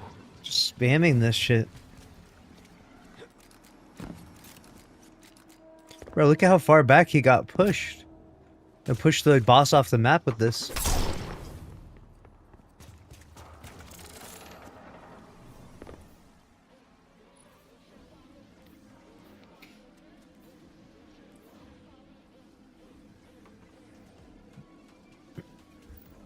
I'm wondering, why is the 1000 Voices Catalyst a part of it? This weapon has become partially taken. Detonations produce taken energy that aggressively seek out nearby targets and blights them. What does that have to do with what I'm doing, spamming this? It's ridiculous, yeah.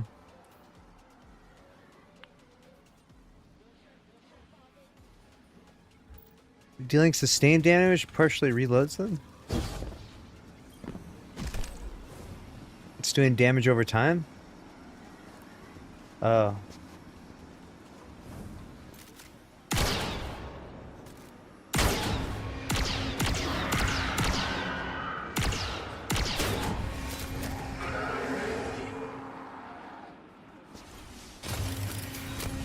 Okay. So, dodging instantly reloads all your weapons and grants increased reload and handling to you and nearby allies.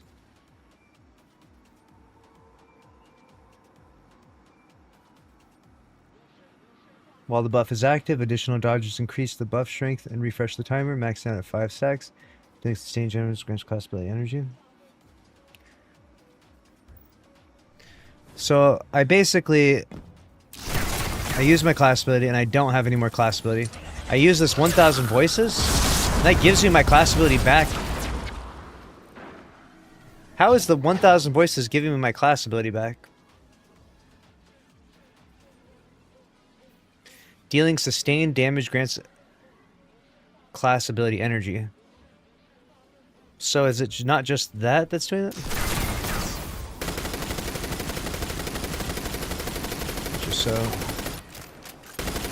Any weapon could be doing it, I guess. So it doesn't have to be that.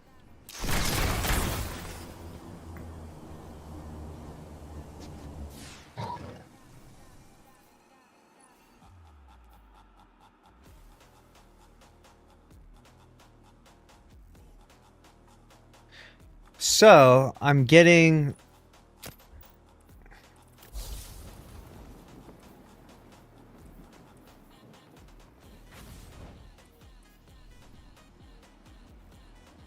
Damage over time is sustained damage, class ability, repeat. Gotcha. So what I'm trying to do is this. I'm trying to jump class ability, shoot this once, shoot it twice, jump class ability, 2, 3, 4, 5, 6, 7.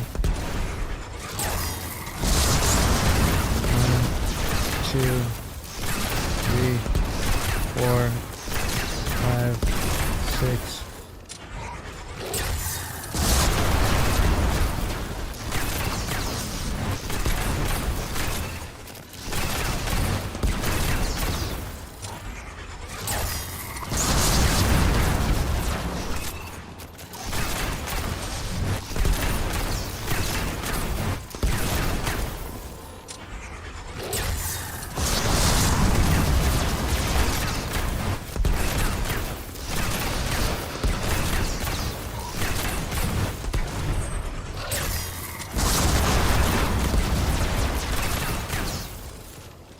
Crazy.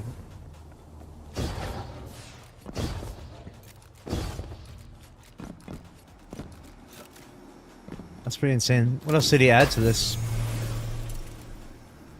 Hello, and I want my healing grenade in case I need it. 1 comp of impact induction. Anytime I cause damage with my powered melee, I reduce my grenade cooldown. And then 1 copy of heavy-handed to make an orb of power when I do get melee kills, just to pick up orbs for getting my super back or getting armor charges. In my chest, it's just resist mods, 1 arc, 1 solar, 1 void. Could change this if you need to. In my boots, I have 3 solar weapon surge. You could swap out one of these surges and put something like recuperation in if you want to get extra orb healing in like wave-based content if you want, up to you. And then on my class item, 1 time dilation to extend my timer for armor charges, 1 powerful attraction to scoop up orbs every. Crazy.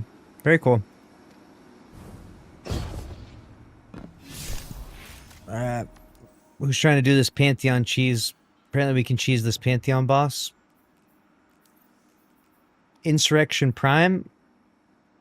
I think we need a checkpoint though.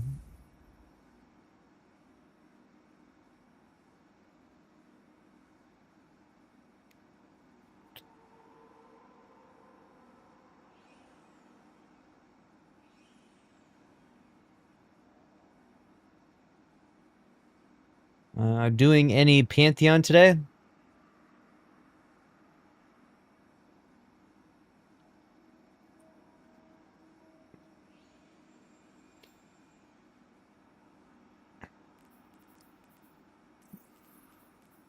Featured reprise?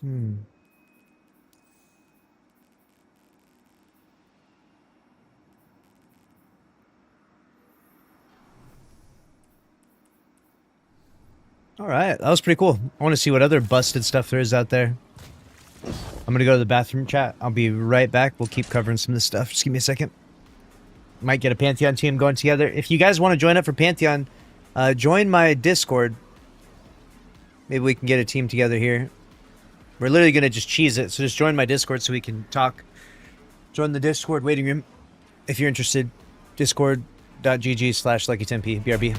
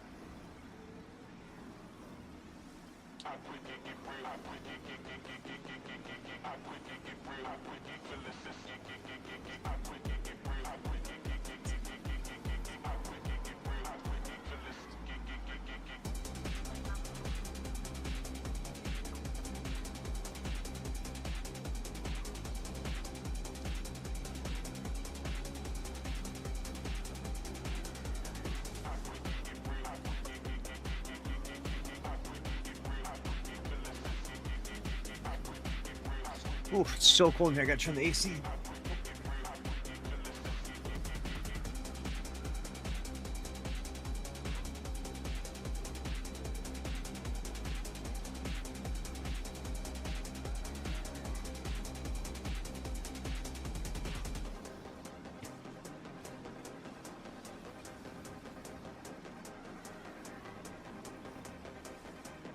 And we're back.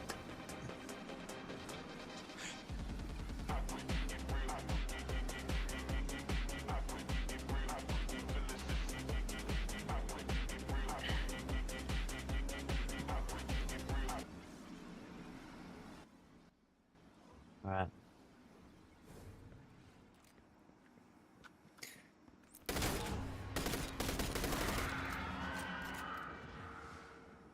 Discord won't let you join up.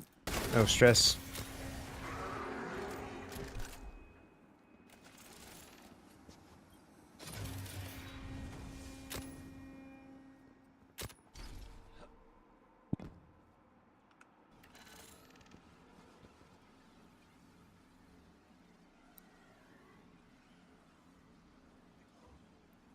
This is the new Hunter DPS meta. Everyone's been sending this to me, and it's insane, actually. It's pretty crazy.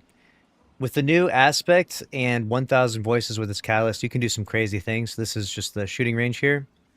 So you hit your class ability, you can use it in the air or on the ground. And once you do that, you'll notice that your class ability obviously is completely depleted.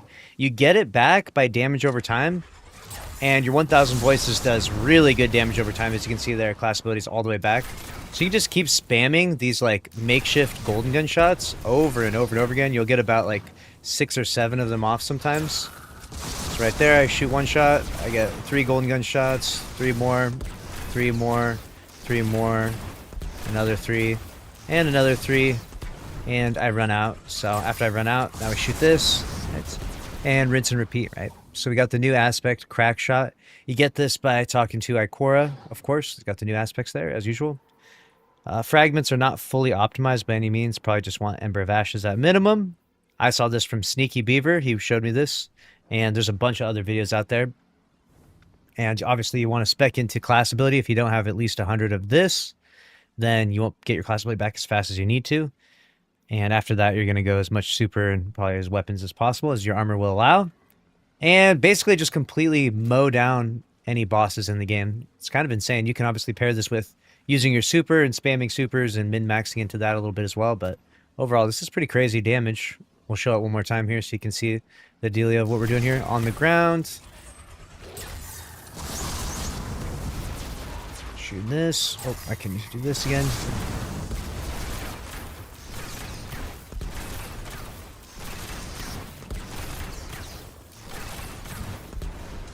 Shooting this.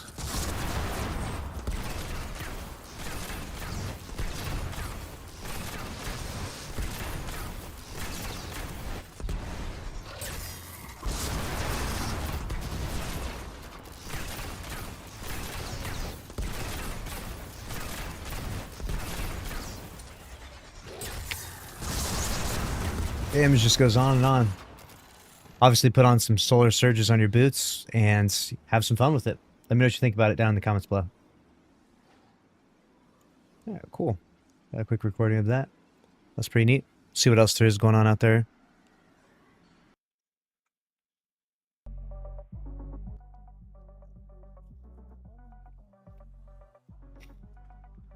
We don't quite have enough for a Pantheon team just yet. Message my friends. We'll see if they get online later.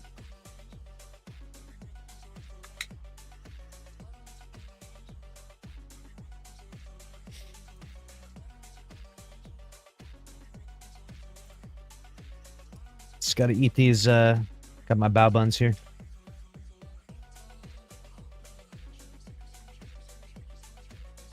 Who will be pre-ordering GTA 6 at midnight tonight? That's what I want to know.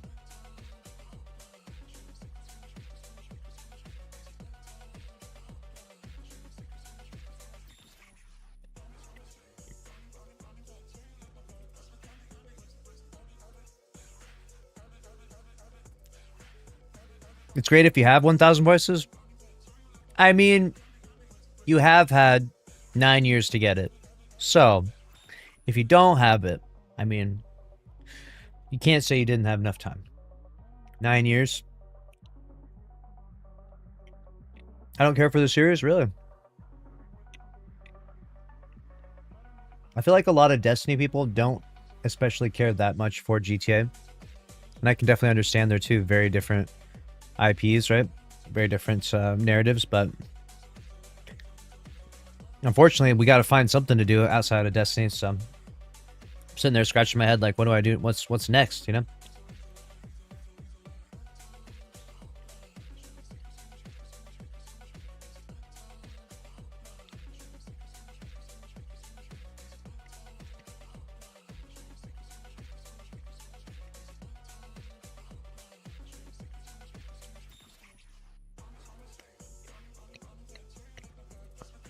1K is very what to get nowadays? One only.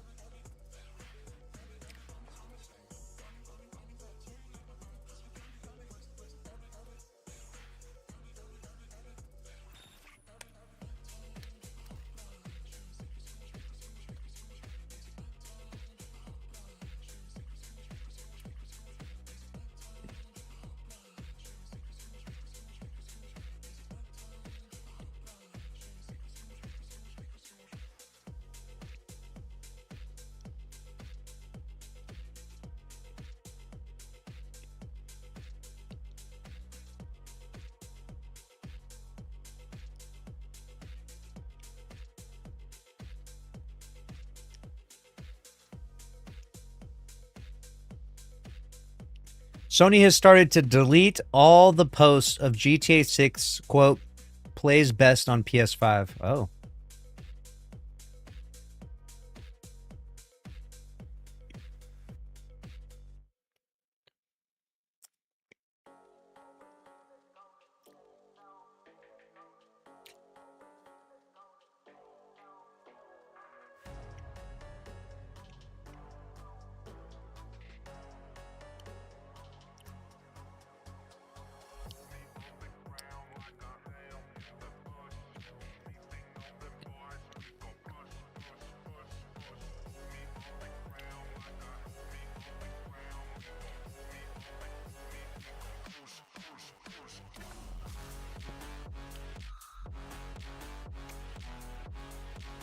Farm Riven, stack 5 keys, open 5 chests? Yeah, probably.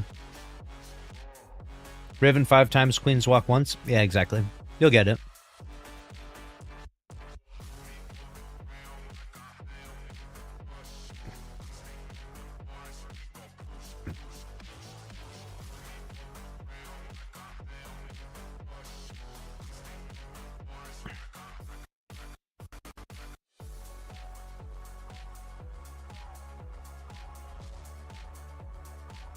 All right, I open up the article. All right, here we go. It's time. It's time. Oh no. Sony has deleted all of their posts that said GTA 6 plays best on PS5 shortly after announcing this, right? Now, the reasons why, we don't know. People are speculating that maybe Xbox does have better performance, or maybe there's no proof to show that it plays better. Obviously, this is a pretty powerful marketing campaign because if you don't know GTA, it's not going to launch on Steam, or unlikely to. So it's going to be a huge conduit to who wins the console war. And right now, PlayStation is leading the way in a big way already with console sales. So can they win the GTA 6 chapter of the console war? They started off strong right here. They said Grand Theft Auto 6 launches November 19th with pre-orders starting June 25th. Learn why it plays best on PS5 with an article about it. Jason Schreier replied saying, PlayStation, quote, "We're sorry, we just found out it actually plays best on Xbox. Our bad." This article is written about the topic. Sony scrubs most mentions of GTA 6 playing best on PS5. Sony launched a big campaign earlier today declaring GTA 6 plays best on PS5. It seems like the start of a marketing alliance between the platform holder and Rockstar. But almost all mentions have since been removed from social media. The original PS blog post remains. Oh, they still got it here, huh? No, no! As soon as I pull this thing up, this is what I see. You literally are gonna burn my retinas with this. More marathon shit, fucking marathon banner. Oh, it's so cursed, dude. Oh my gosh. I'm sick and tired of looking at Marathon. Marathon hurts my eyes physically. Whenever time I look at the color scheme of Marathon, I feel like I got hit by a flashbang of Skittles. Look at this thing. Get it off my screen now. Grand Theft Auto 6 plays best on PS5. So this is their blog article from just today. And if you don't know, this was a really sneaky attack, right? Because PlayStation, or not just PlayStation, both consoles pre-orders go live tonight at midnight. So they are sneaking in there, creating this little psyop, trying to get the edge on Xbox pre-orders and PlayStation, right? You know, getting ahead of them. The blog post still stands. What did they actually even say here? The original PlayStation, the series has defined generations of play. They go and talk about all the previous GTAs.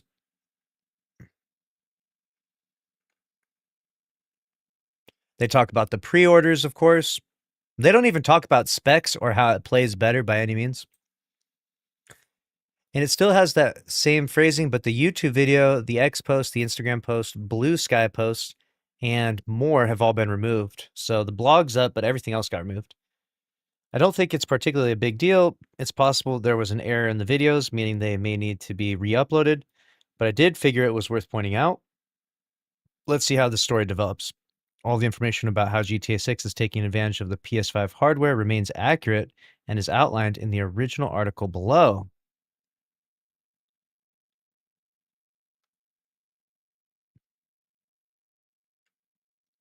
All right, so here's the original story. With pre-orders going live shortly, the floodgates surrounding GTA 6 are beginning to open. Now we know it's an $80 game and the physical version won't ship with discs. If you don't know that, it's kind of crazy. You're going to get a hard copy like this, and then inside it is just a digital code. So you don't actually get physical media. It's just all digital media. The end of this, dude, this is going to one day sit in a fucking museum somewhere and people are going to, you know, point to it and be like, oh, I have a mint condition original PS4 Anthem. Got to keep this bad boy in clean condition. Sony has popped up with a PlayStation blog post detailing why GTA 6 plays best on PS5. Thanks to a close partnership between Sony and Rockstar Games, the big open worlder plays best on PS5 by taking advantage of PS5's immersive features to deliver a deeply engaging single-player experience when it launches on November 19th. What does that mean, plays best? Like, gets 3 more frames? What are we talking about with this? Here's what the Sony highlights taken from the blog post are. PS5 puts you in the center of the game world with the DualSense wireless controller reacting to your actions and bringing the sights, sounds, and sensations of Jason and Lucia's story into the palm of your hands. I mean, the Xbox does that as well. The controller's haptic feedback offers responsive vibration. Yo, the vibrations, dude, that's what we're missing out over here.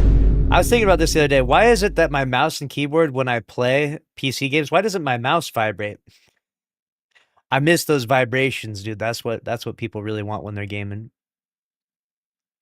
While its adaptive triggers provide dynamic resistance, the controller's integrated speaker also adds another dimension to key moments and interactions, with sound effects from the controller enhanced by haptic feedback. The controller's little speaker on it. With the Tempest 3D audio tech, you can surround yourself in the distinct soundscapes of Leonida. Whoa. From the streets of Vice City to the moments that unfold across the state, the highly accurate audio positioning enhances your perception, helping to bring this world to life around you in unmatched ways. Grand Theft Auto 6 also leverages the PS5's ultra high speed solid state drive, enabling you to experience the expansive world of Leonida with near instant load times. If you pre order any version of GTA 6, you instantly get a month of GTA Plus for free. This article doesn't mention any performance or graphic modes. Yeah, exactly. We're going to have to do a side-by-side comparison. They started a war, right? They're going to do a side-by-side comparison of which one plays better. And I'm going to tell you right now, the result is going to be both of them are going to be equal. Like, they're both going to be equal. This debate of which console is better, which console this, that, it's so silly. They basically do exactly the same thing. So no, GTA 6 doesn't play better on a PlayStation, in my opinion. I think they're going to play equally console level.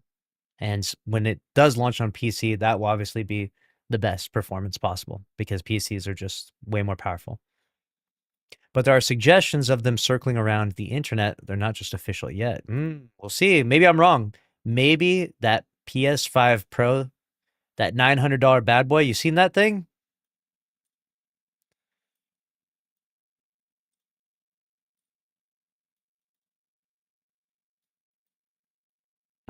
Talking about this bad boy right here. $900. Maybe this one cooks, dude. Has insane graphics and crazy teraflops. I don't know. I doubt it, though. Let me know what you think about it. Quite the shisty move from PlayStation, though, I will say. They're trying to get ahead, right? There's a lot of money to be made from GTA 6. We're talking billions of dollars from these console companies. Billions and billions of dollars. Especially at a time when we've experienced a good amount of downturn from, the gaming. The larger gaming sphere has had a bunch of closures of studios and games shut down. Destiny 2 obviously being one of them, which is still extremely tragic.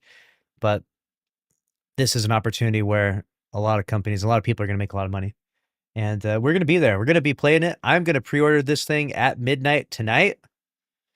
And we're going to be there in November gaming, playing GTA 6. Will you be there? Will you watch? Where are you going to hang out? We'll see.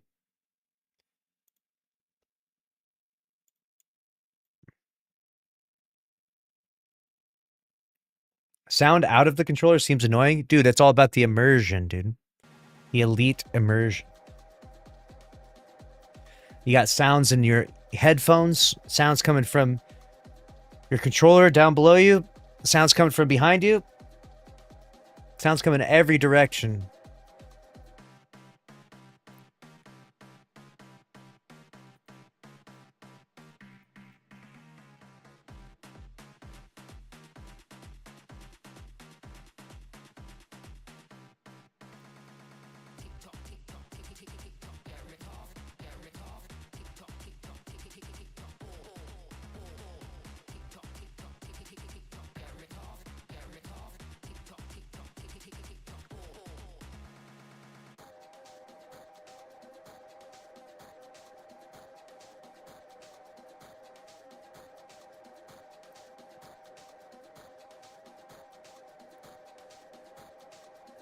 What should we play today?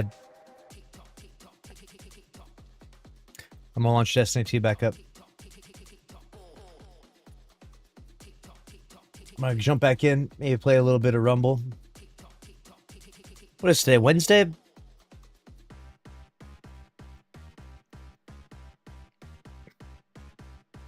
They fixed the Pantheon glitch, right? They fixed that one, but we got the other one now, so we got the boss stand still.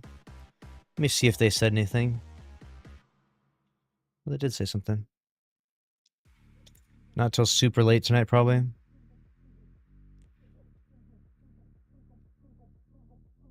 Monday through Sunday through Friday, yeah.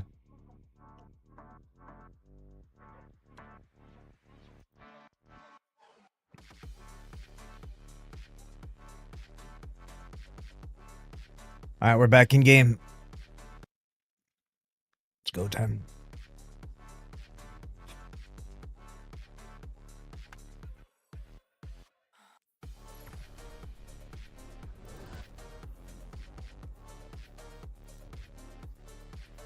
What What do we got?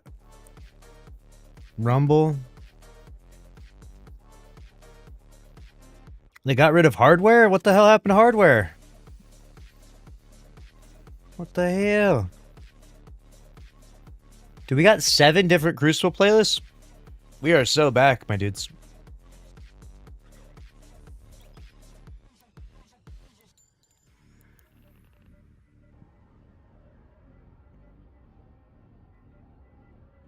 We are so back. What do I have on here? Oh, I didn't want this rose. I don't want this on. This bad boy. This is what I want. Stasis, stasis. I think I already had a loadout with this, did I not? This is it right here.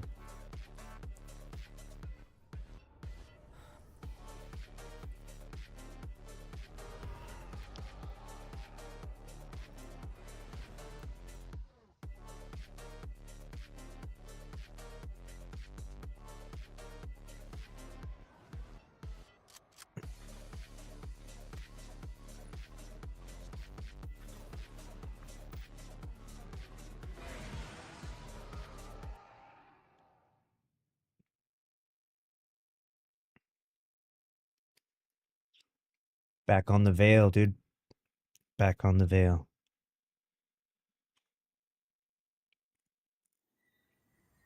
It's go time, dude. End this veil. I feel like every time I play this map, I want to have like an SMG on. That guy looks like he's wearing his underwear. What the hell? The Awoken with the shorts looks crazy.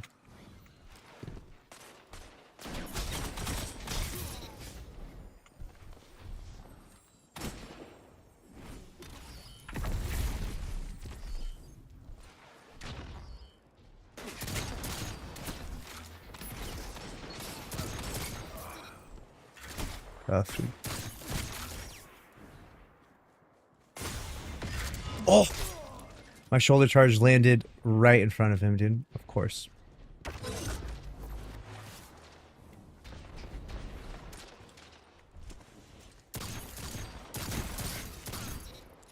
Landed those shots. Missed one.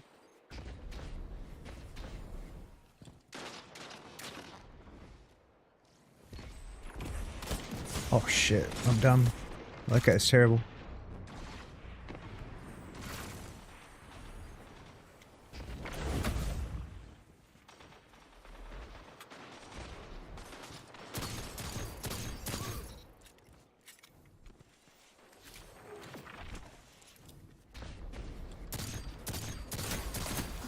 That sucks. He had that crazy overshield. Just got the trade there.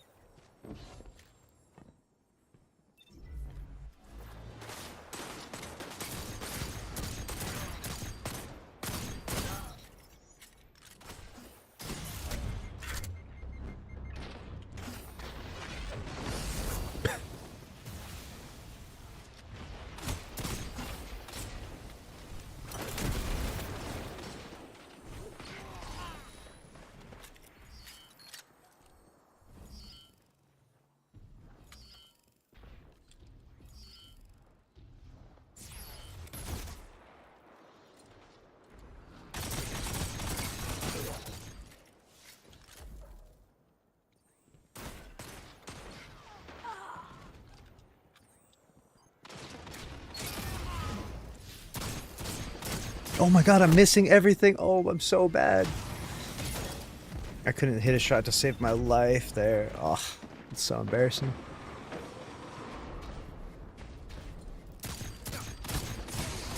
Oh. So close, he had that overshield.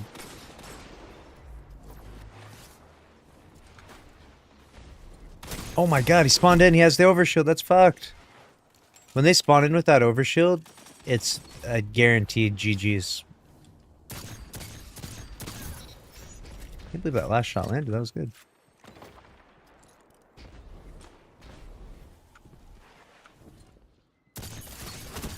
Oh, that poor guy, that's twice from him. Back-to-back claps.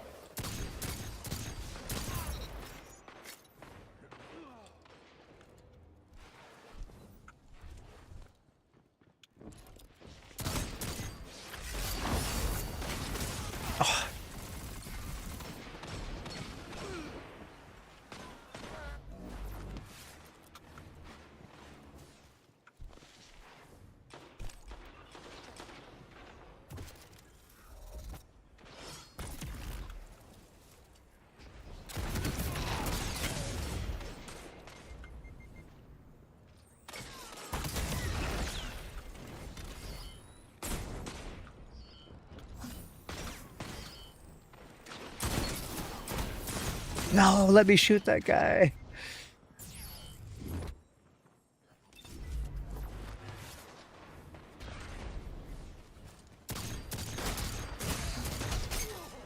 One HP. That's so crazy.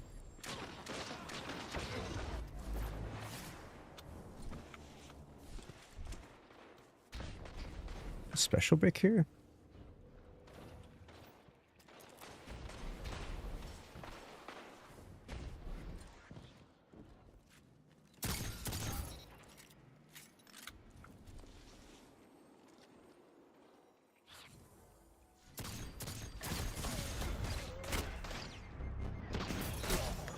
At least I got the kill before I died. I was like, I'm committing to this.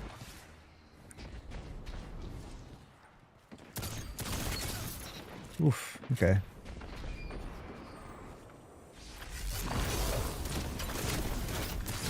I did not. I gotta get this wall off immediately. This thing is doing nothing. I throw my wall and I just lose it.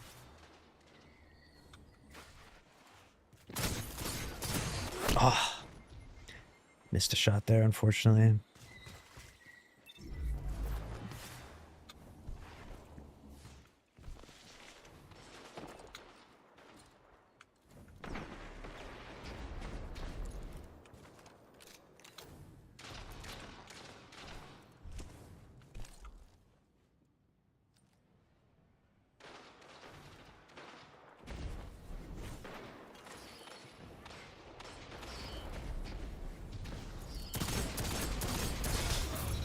Punched a little too early, bud.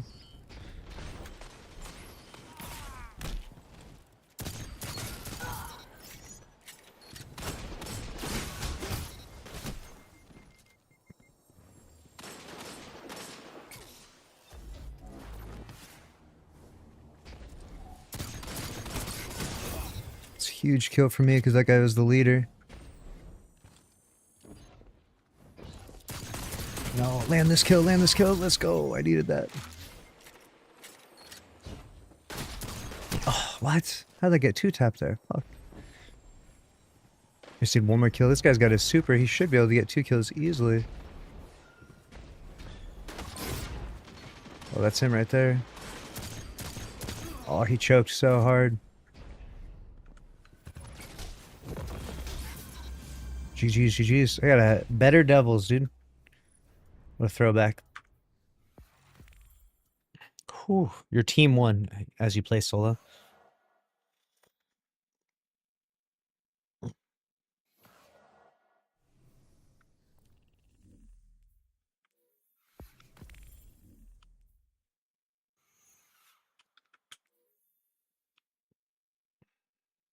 Alright, so let's see what other interesting news stories there are. Or things being cooked up, chat.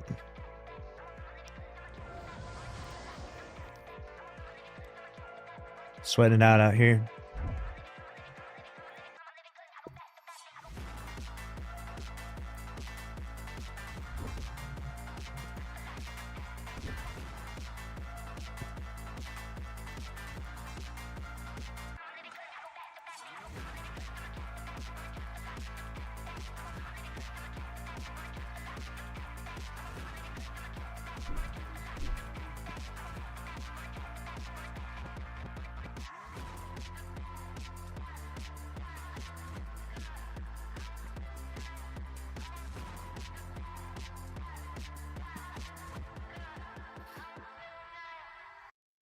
Alright, here we go.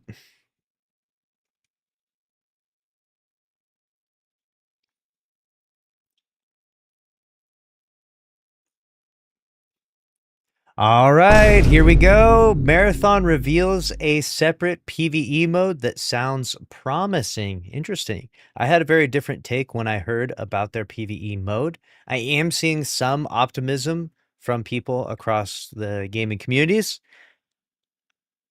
And I hate to be such a negative Nancy, but man, I really don't see this PvE mode doing much for Marathon. We'll see what Paul is cooking up here, though.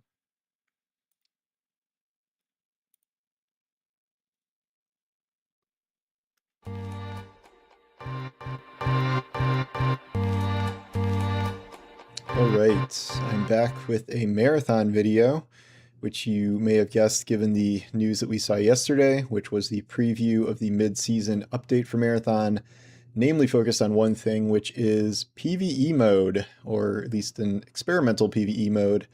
We sort of technically have experimented with this with the current sponsored Night Marsh thing that they ran, where there was essentially no one else on the map except you and the PvE enemies. There were supposed to be rooks. There were almost never rooks, so it was just you running around with your team in the darkness shooting UESC. And yeah, we played that mode.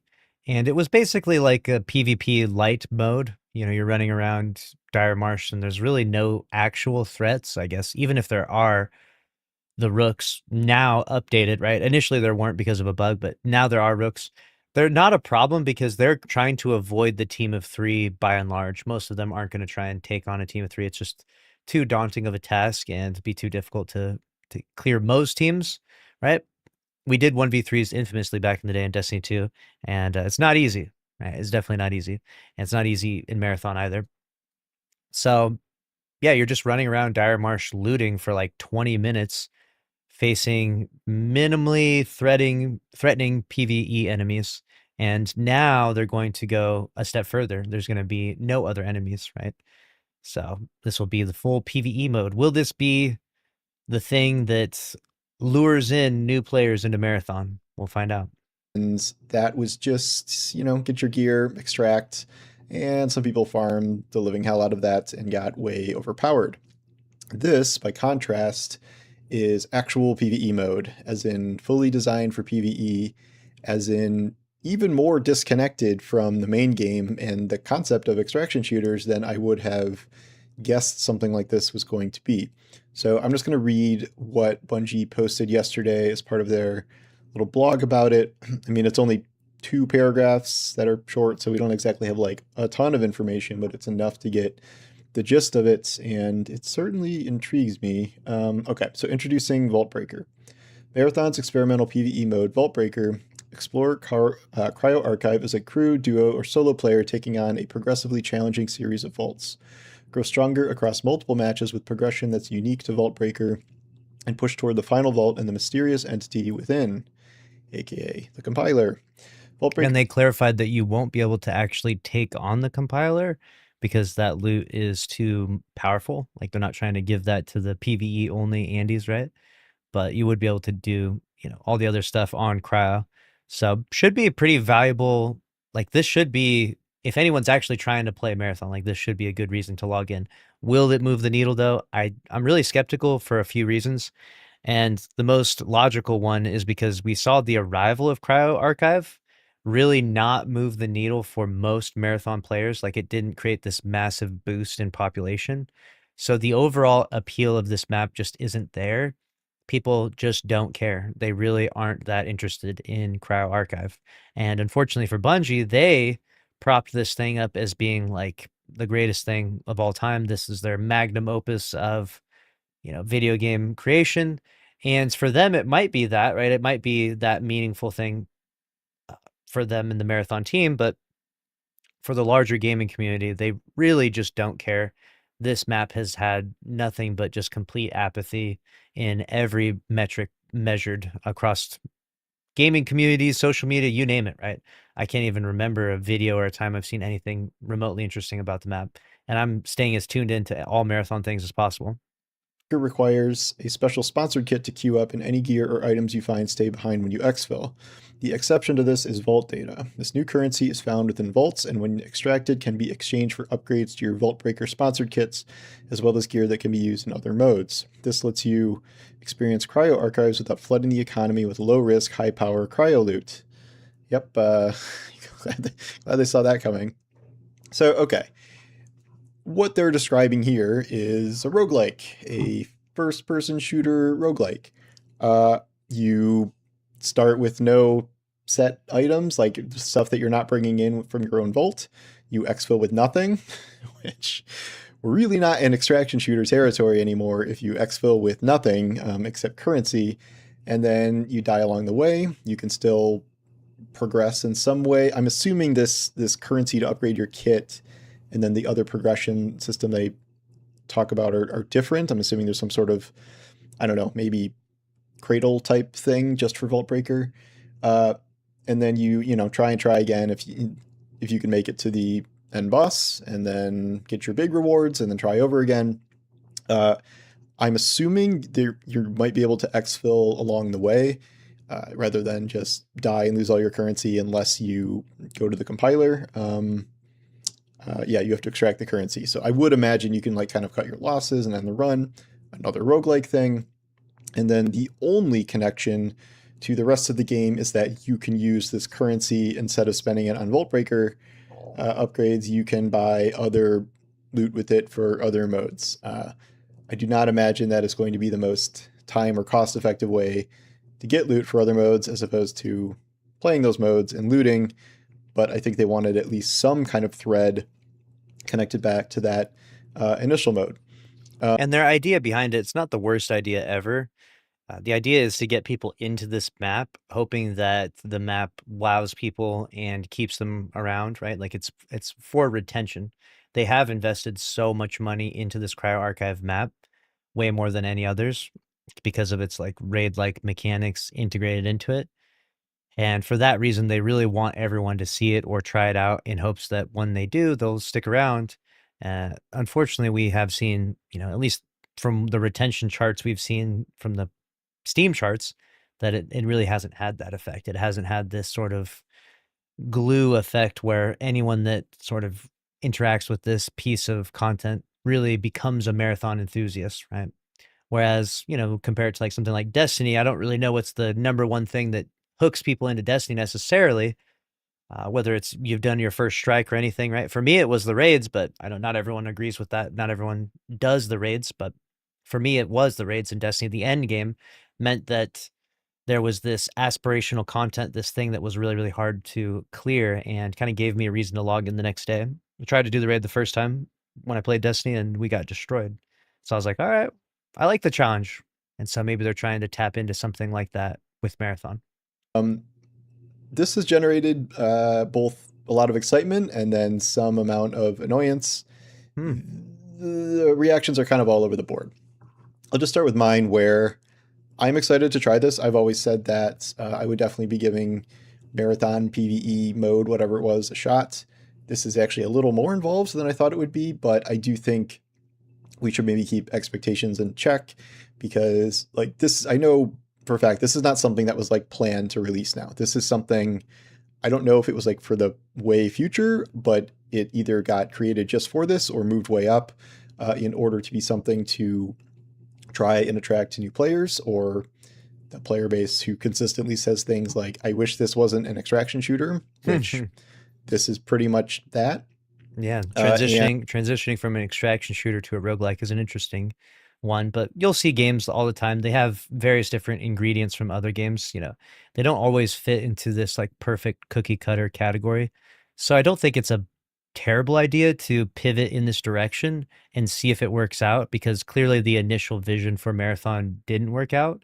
So the idea that, well, we're just going to keep doing more of the same thing that already failed is a proven strategy of failure, right? If you just kept doubling down on the shortcomings of the launch of Marathon, then you're just going to run it into the ground regardless. But with adjusting to roguelike, and maybe even some other ingredients can get passed around there, maybe even other modes, you might see some interest peak perhaps, but I do feel like we're in this stage where we're kind of gambling on it being a cyberpunk moment, or we're gambling on it being a No Man's Sky moment, and hoping that in an instant everyone just wakes up and realizes, oh, this actually is the best game ever. What the hell? And I just don't know that it's going to have that effect on anyone. I just think that Marathon, it's got some visual problems. Right? We talked about this earlier. We said Marathon, just the art style gives me a headache, dude. Just looking at that when I'm running around the game and I walk into a room and it's just all red. The whole room, everything on my screen is red. I'm like, ugh. I don't know, man. I just don't think visually this game is gonna ever make it anything more than just a niche game.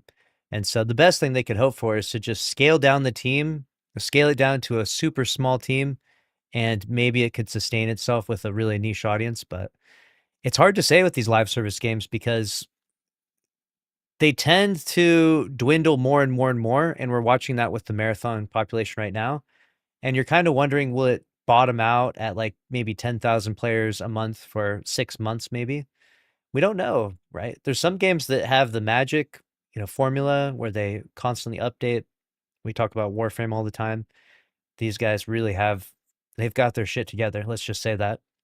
They understand exactly what their community wants and they feed them just enough to sustain their population at a really even amount every day, you know? And that's crazy. That's really impressive. And Marathon's chart kind of looks the opposite though. It's like doing that nosedive thing where it's quickly going down to zero. And it's not good. It's not sustainable at least. Yeah. Marathon looks like if a highlighter factory exploded.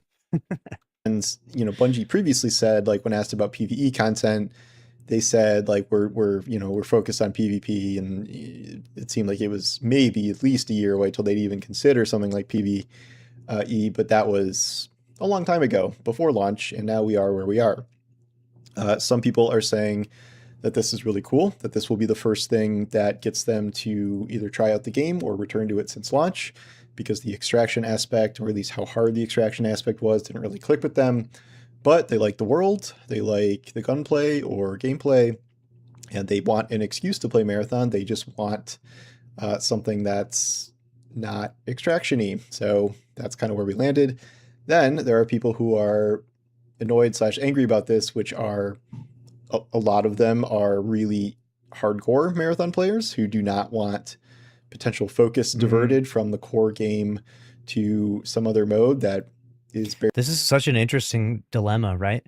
You launch your game and it's this hardcore extraction game. And so this niche audience likes this game, I don't know, we'll say however many population it is at any given moment. Right? Lately it's like 10,000 at any given hour for concurrence on Steam. So this audience is the hardcore audience. They're interested in the hardcore extraction game. Now, if you experiment and make the game very, very casual by going with a PvE only mode, well, that's not what they signed up for when they bought Marathon.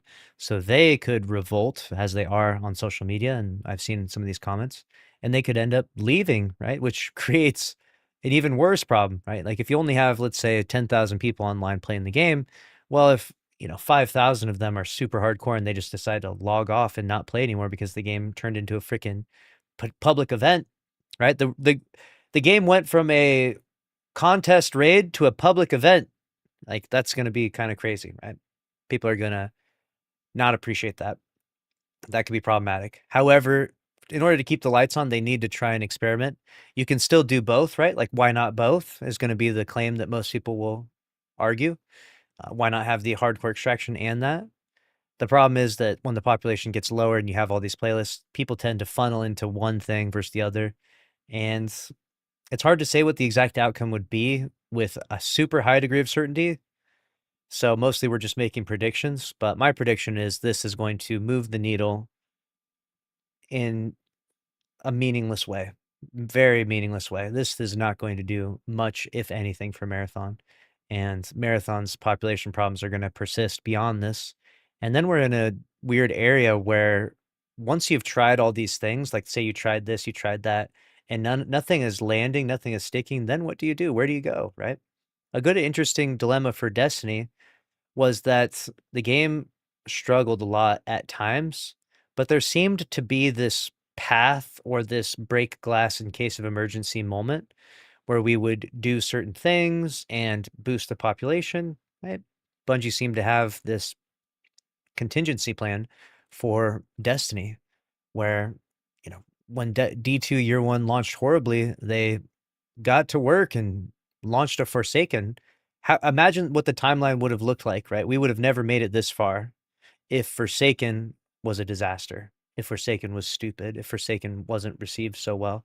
Because Forsaken was received so well, people played and logged in, and Bungie made enough money to sustain the game even further. Right. And I think that's kind of where we're getting at with Marathon, is that they're putting in more effort and trying things and doing what they can, but the results aren't there, right? There's just if they're in an unwinnable situation where I don't think that if you threw $1 billion at Marathon, the game would be successful, and that sucks. Really tied to the main game and does not have a lot to do with extraction. There's also this kind of general sense of you killed Destiny, now Marathon is trying to create Destiny from base elements. I get that, like by introducing a PvE mode that sounds like, I don't know, vaguely like a dungeon or a nether or something with roguelike stuff.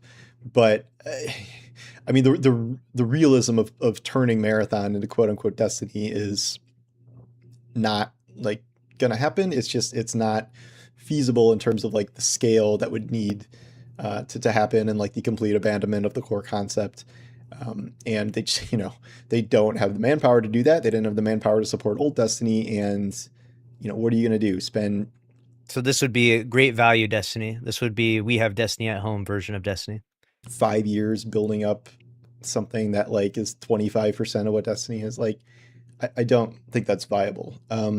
Instead, what I think is, this was already even hinted at before this, where I think Marathon wants to kind of grow more into a network of modes rather than just being known as like the extraction game, namely the extraction game that's too hard for many people and is therefore less popular than most other extraction games. They can be the PvE first-person shooter roguelike game. Their only option is to be the dead game. That's actually not terrible. There aren't too many shooter roguelikes. There are a couple, and I think they've gone very well. Remnant is one that really sticks out in my mind. That was third person, but same idea. And I think it's good to open up cryo for this. This seems like a logical place to put this, as opposed to just doing like a map devoid of PvP players and you're just given little assignments around perimeter and with your team. And like, this seems like it's actually something, and it will also allow players to see the compiler in a state where the game has probably shown it to, I don't know, 5-10% of players, given. It's interesting that he says you'll get to see the compiler. They did clarify that you wouldn't be able to. So I think maybe some misinformation here, perhaps. Let me double check that.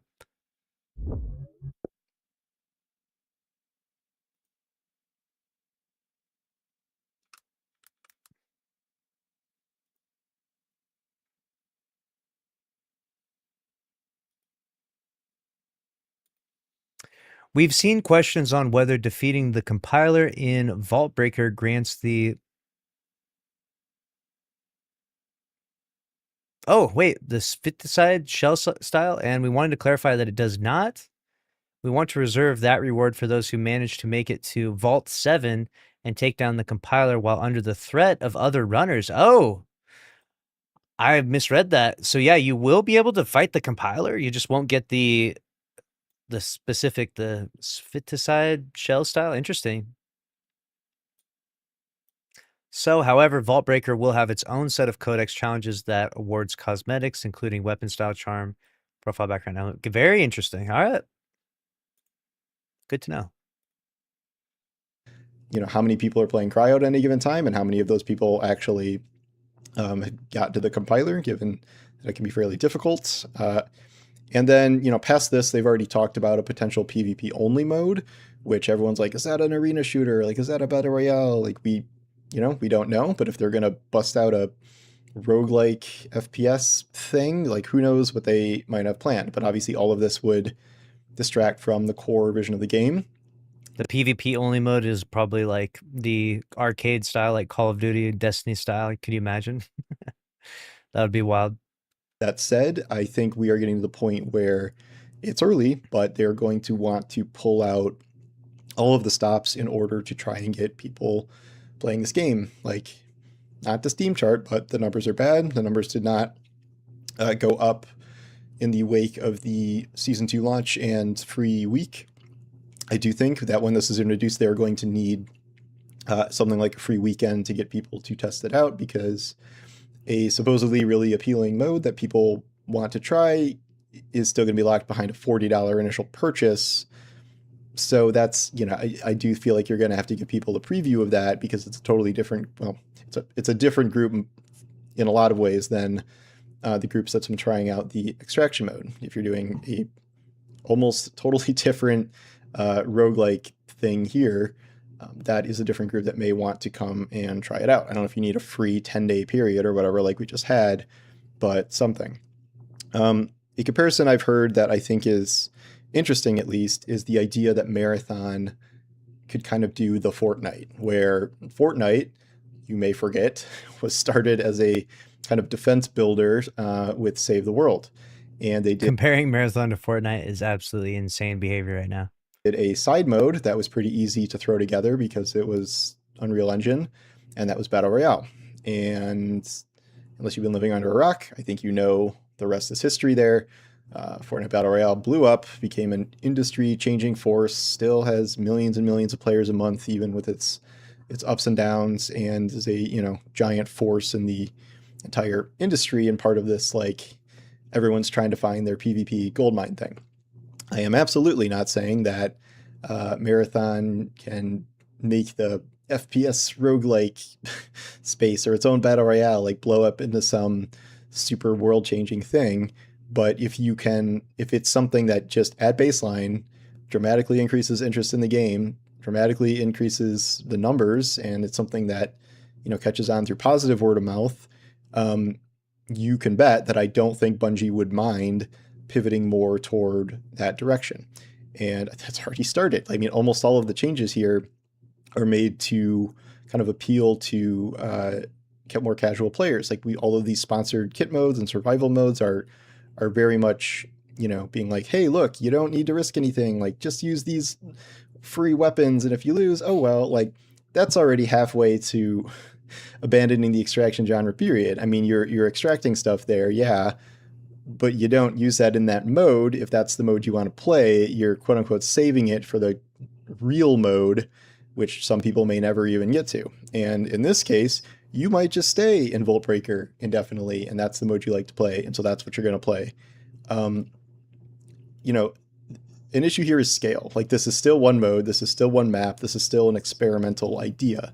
So the fact that this has kind of just come together somewhat recently, expanding it over time into something like really significant, you're not going to have a Fortnite Battle Royale, Unreal Engine type speedy turnaround there. You have a limited workforce on this game. You have working in the wake of a bunch of layoffs. You still have to maintain the extraction mode somehow, and you already have a lot of that in the works.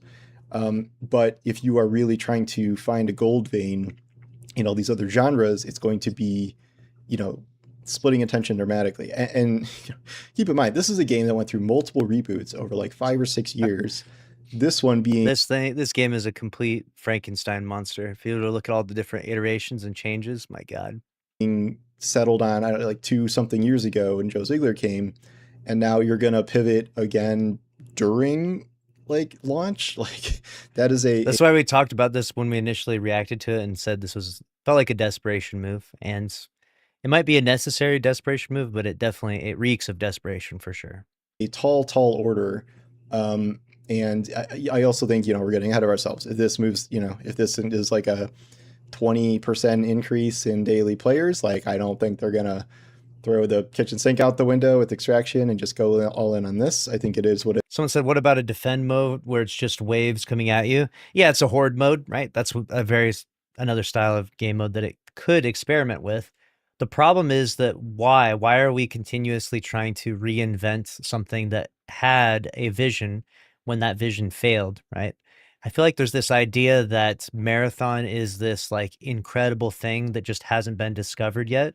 That marathon is this diamond in the rough that if nurtured in the right way, it would blow up and be something huge and impressive and crazy. And I just don't understand how we come to that conclusion when everyone in the world has heard of Marathon because of the controversies, right? Like that the art theft controversy, whether good or bad, right? That put Marathon on everyone's radar. Even your grandmother probably knows about the Marathon art theft controversy, right? So because of the marketing, because of the infamy of Marathon and Bungie and Destiny 2 and all of this. Like everyone already knows about Marathon. Everyone already knows this game exists. I don't think people are expecting much from this. And I do think that first impressions mean a lot, and the ship sailed for Marathon. And I truly think it wasn't really the art theft thing. I actually don't think that matters much because they fixed that issue, and I don't really hold it against them too much. I still think it was pretty weird, but it is what it is. Mostly, I think what really burned everything was that alpha gameplay looking like Roblox. That emphatically made this game uncool to play. And we recently saw an interview where we were talking to like Tim Sweeney, who's like the CEO of Epic, and the guy who like owns Unreal Engine 6 now, right?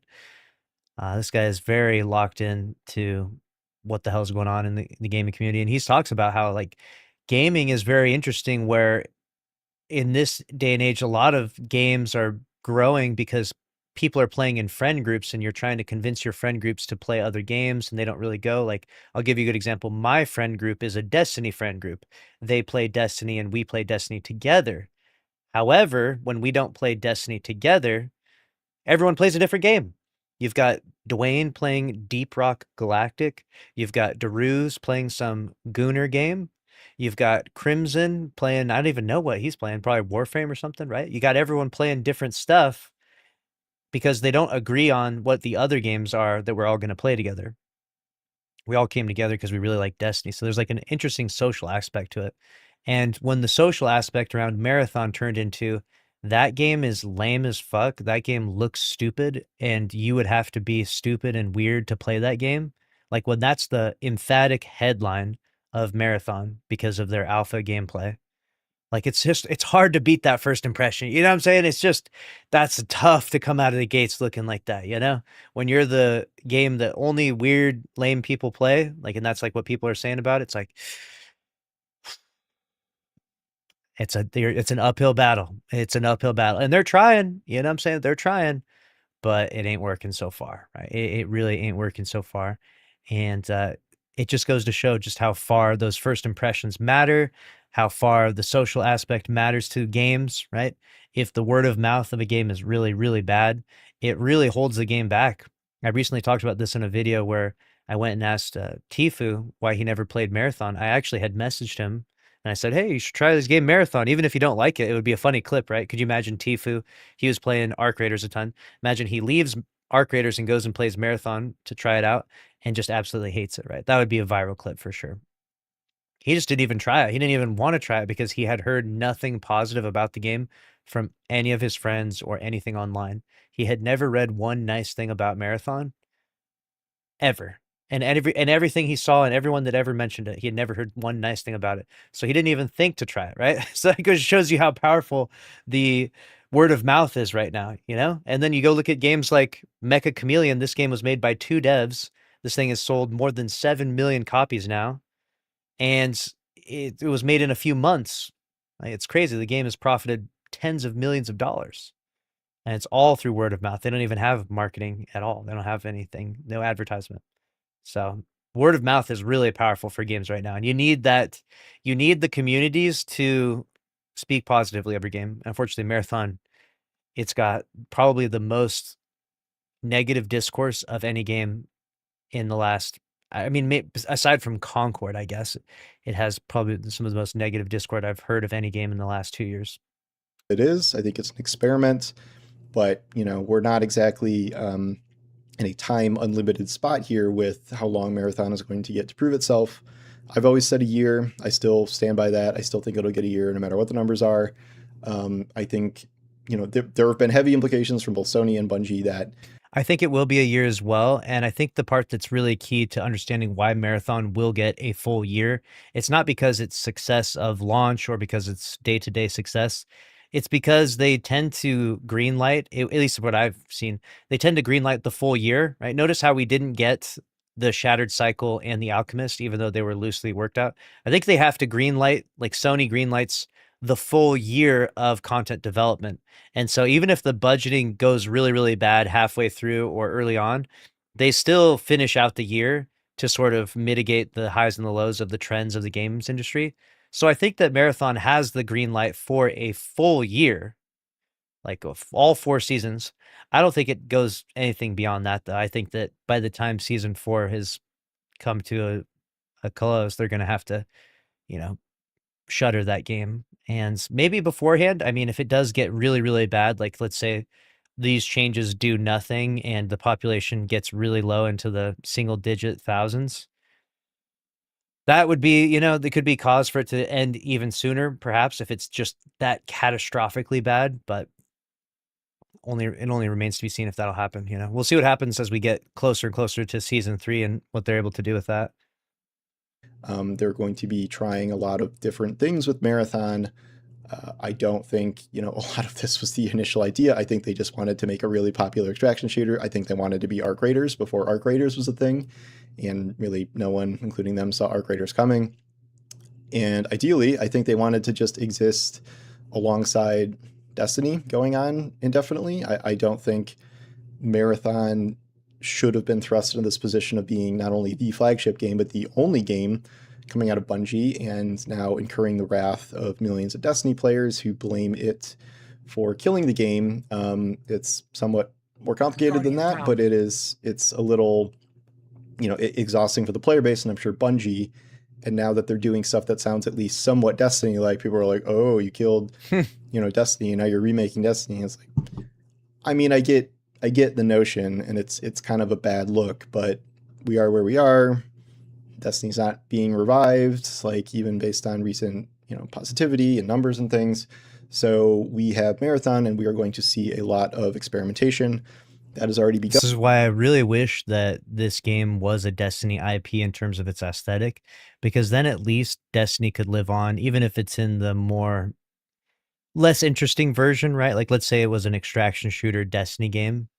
It's not as cool as obviously the looter shooter Destiny 2 game, but at least the Destiny IP lives on. And I think you would see the Destiny fans advocate much more for this if it was that. People would understand that Destiny 2 was, it got mismanaged, it ran itself into the ground, etc. But now at least the game does get to go on in some semblance, right? I think that you would win people over better if this was a Destiny styled game, like if it had the same Destiny aesthetic and narrative and everything, more so than the Marathon style. I think the sponsored modes were the real first try at that.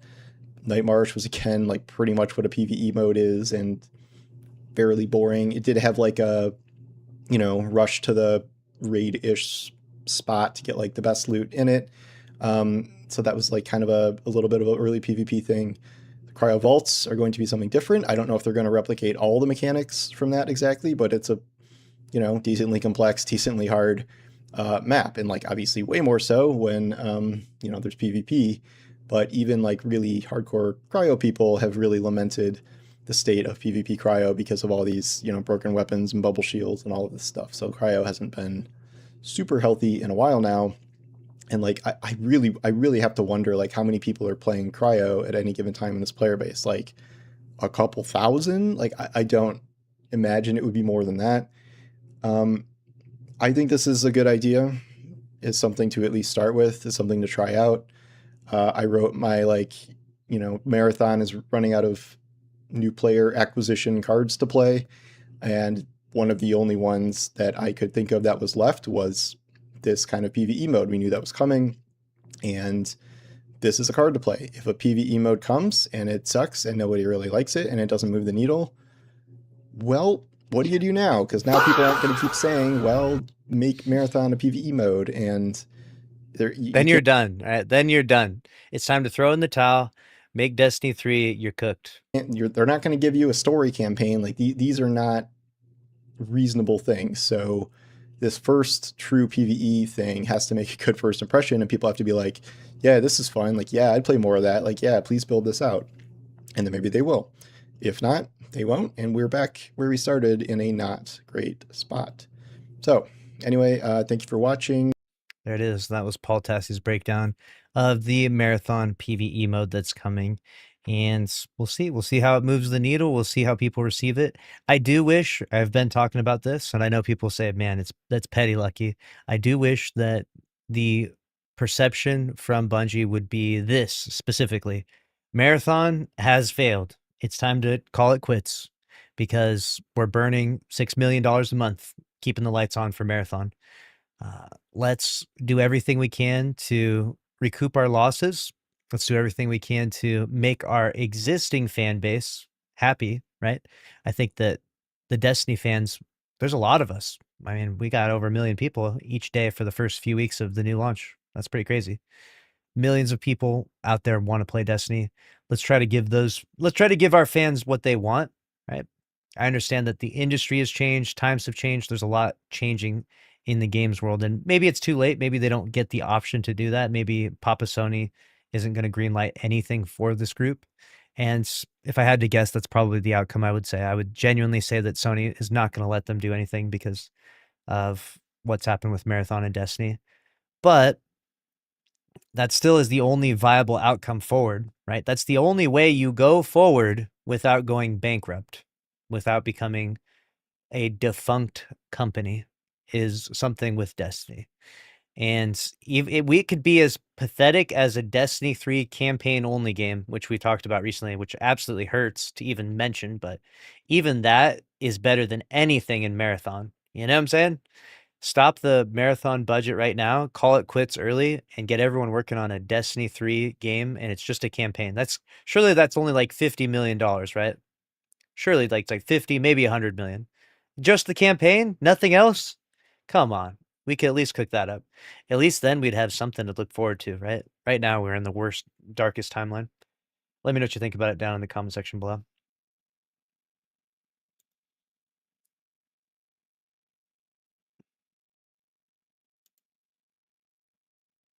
Where did we go here? Good. Lonacy with the Prime sub. Thank you. W's in the chat for Lonacy. Appreciate you.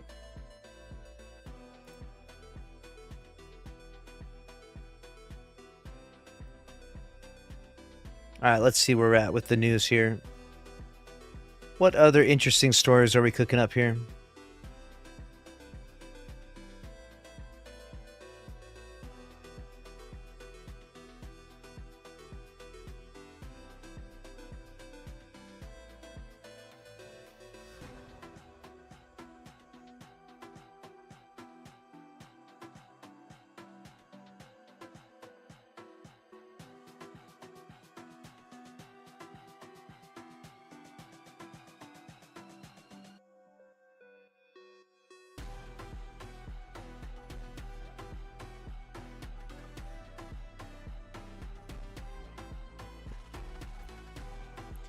What's good, gamer? What's good, Wicked Jackal?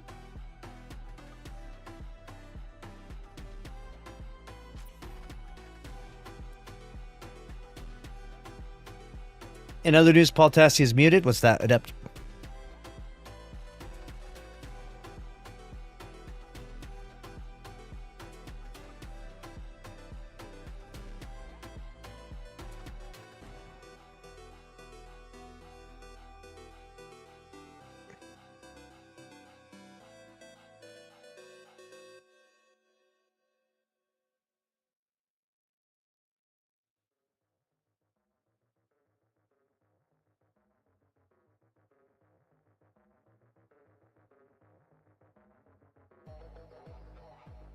Got a mute on screen? Gotcha.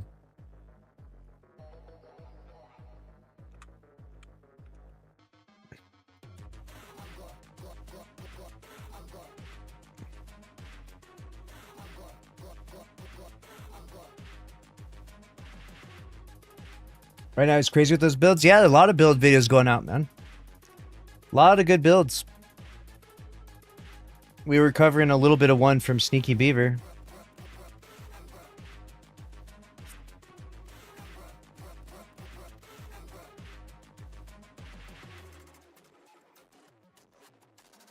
We got the highest damage build in Destiny. Nice. Pretty cool. Pretty neat. A little warlock with a 1,000 voices. Very nice, very nice.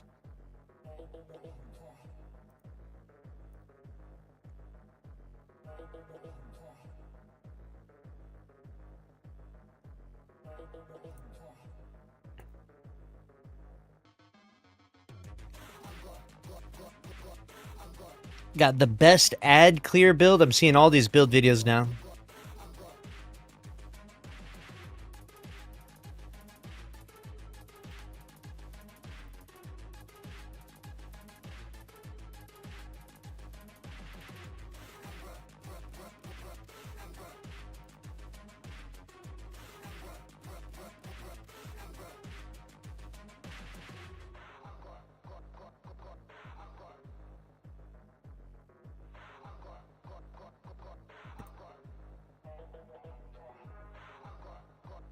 Still looking at a get good build to finish Equilibrium Flawless. Nice. I'm not sure what the best you to do is solo Equilibrium. How do you guys feel about the GTA 6? They have digital only? Is that the future of gaming? Digital only? Do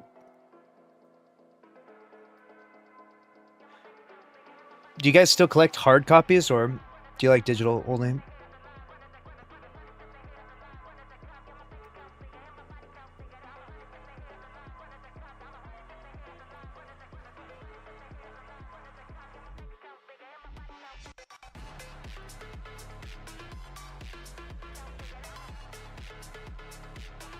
Still have my D1 disc. I still have my Destiny 1 disc. Yeah, I have that as well.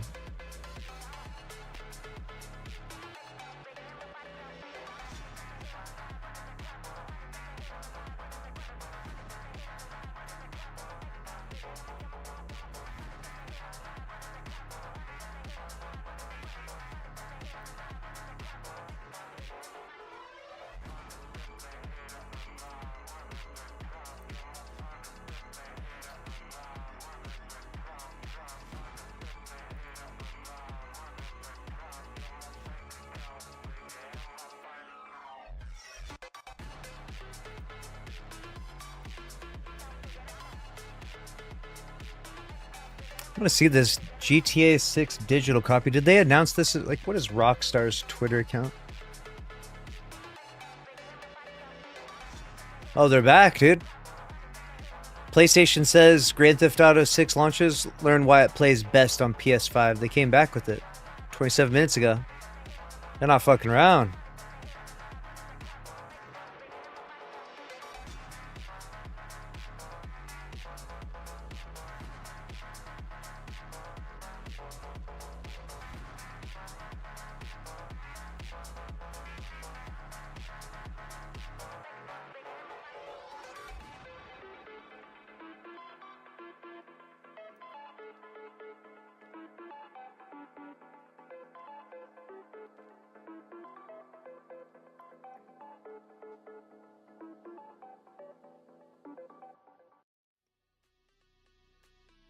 Does it say in here that it's digital only?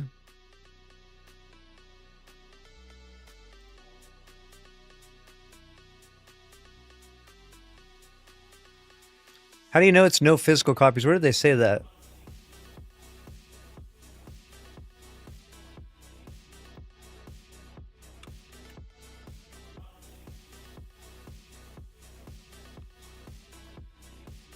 Yeah, I know it's true. I just want to like see the official statement from them.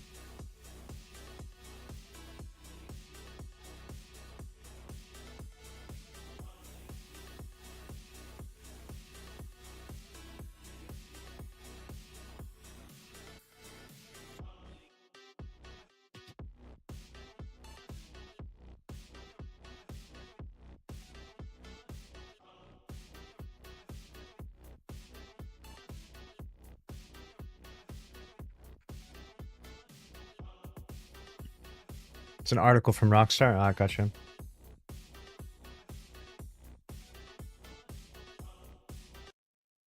All right, here we go. Let's cover this. This is an interesting one.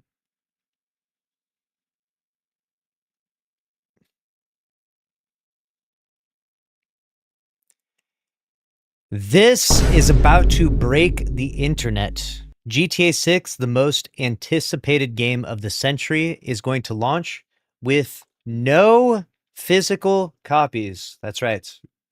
You will get a box like this, but inside of it is no disc. It's just going to be a little digital code, and you're going to redeem your code, and that's how you get it. RIP to the days of owning physical content media. This is going to be in a museum one day. This right here, this is beautiful. I'll sell this for $10,000 in 50 years. Just wait. Pre-orders launch tonight at midnight at the time of recording this video. So that's June 25th. And learn more about the Ultimate Edition and pre-order bonuses. They got an entire blog article here. This is it. You can see there, you got the Ultimate Edition. This is awesome. This is going to be crazy. How many pre-orders do you think they're going to pull in? What's the estimations? How many?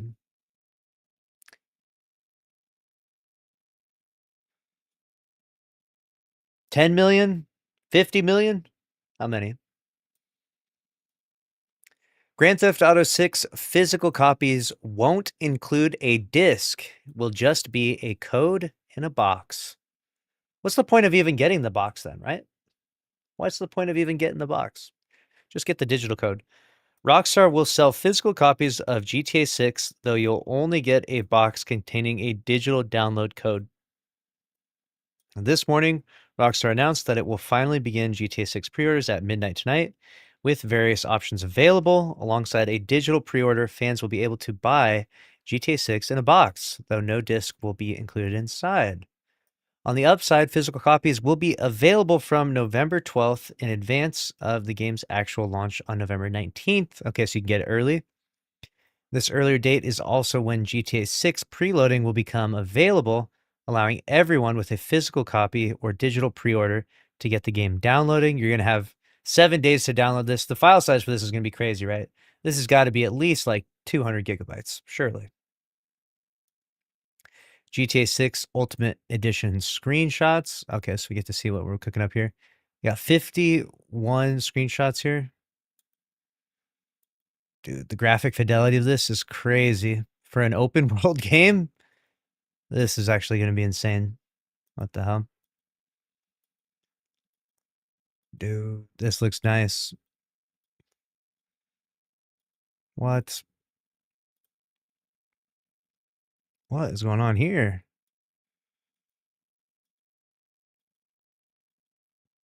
Oh, man.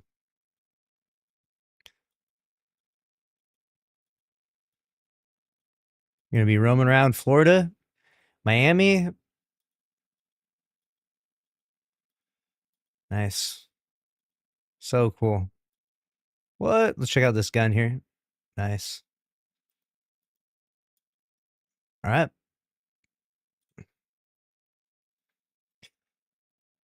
While discless physical copies have become more common in recent years, it is notable that such a big mass market game, likely this console generation's biggest, most market game, is ditching physical media altogether.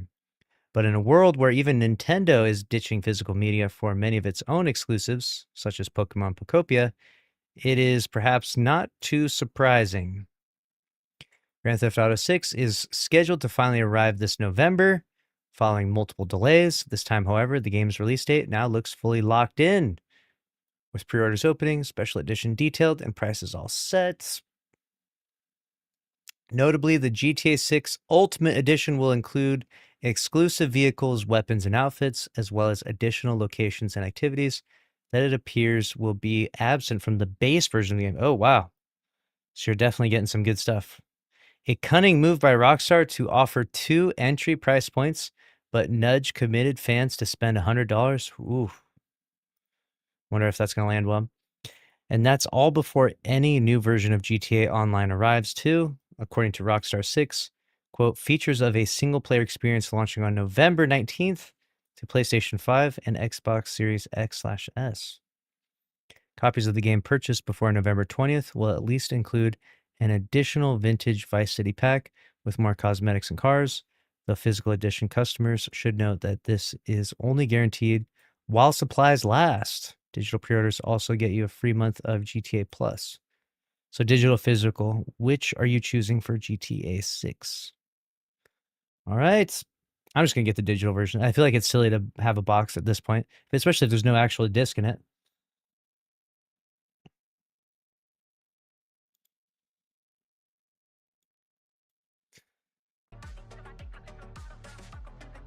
The thrill of coming home and seeing my treasure hoard of games. Dude, I know the library. Now this is what you get. They replaced it with this. This is your physical media replaced by these little lines of text.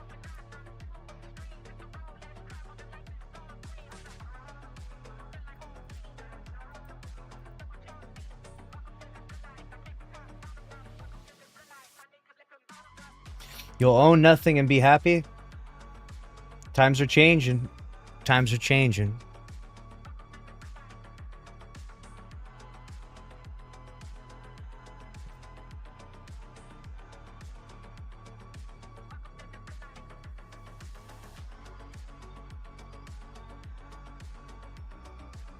All right, let's see what other news stories we're cooking up here.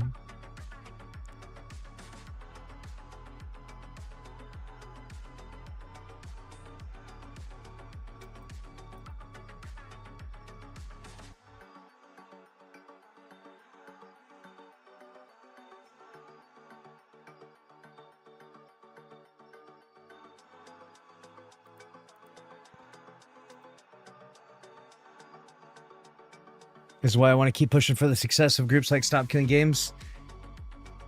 Yeah, I mean, they're kind of two different topics, but there's some crossover. You know, even if you have the physical, like I'll give you a good example. Even if you have the physical copy of Destiny 2, it technically has the Red War campaign on it, but when you launch it into your system, you put the disc into the drive, it makes you update the game before you can launch it, right? So you never end up getting to play the Red War campaign. So it's kind of an interesting dilemma, I guess. It's like we're already kind of transitioned into digital more and more. But yeah, you should have ownership of games, or at least game studios should be required to leave games that are purchased in a playable state. And if you're just going to license a game, right, then that should be like way cheaper or something. I don't know.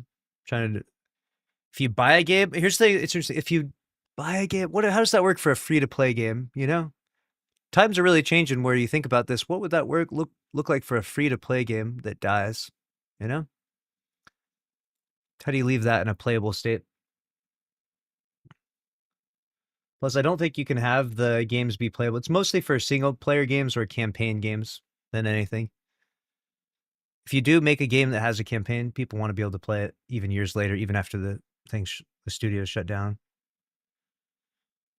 Death to Marathon? I mean, I don't really say death to Marathon. I just say, Marathon, let it do its thing. I'm not really worried about it either way. I don't think the game's going to last much longer, but, I really wish that Bungie would, or that Sony would realize that Destiny is a much more valuable IP and just kind of let that one go. It's not meant to be a mean thing. Like, it's genuinely not like mean to Marathon or mean to the players. It's just like, just realize that it just didn't work out and just let it go. Why are we working so hard to save a ship that's half sunk when you've got a whole treasure? You've got a treasure IP right over here with Destiny. This thing could definitely make money if it was done right. We'll have to see. Seems like both games are going to die, though, truly. I feel like the actual outcome, like 5 years from now, if I could rub a crystal ball, 5 years from now, probably still no Destiny game. Probably Marathon is long since dead, and that's a complete laughing stock. And the only thing you're left with is fucking passion projects of people that make their own servers of Destiny. That's about what you'll be left with, if I had to guess. at this stage.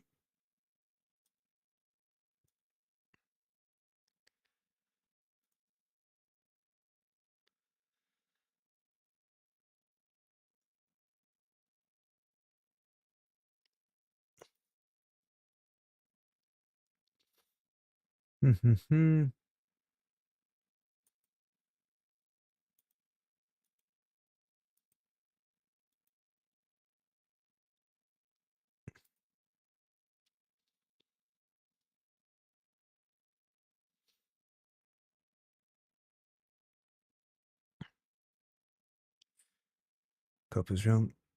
I hope they shadow drop an update at some point and make me so happy. That'd be incredible. That's not gonna happen though. That's not gonna happen though.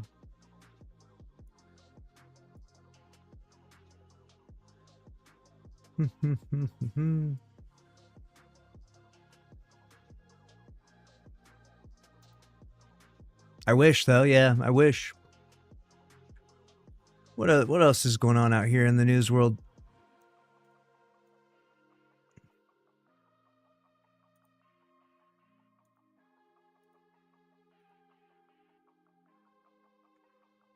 Why Xbox is in trouble?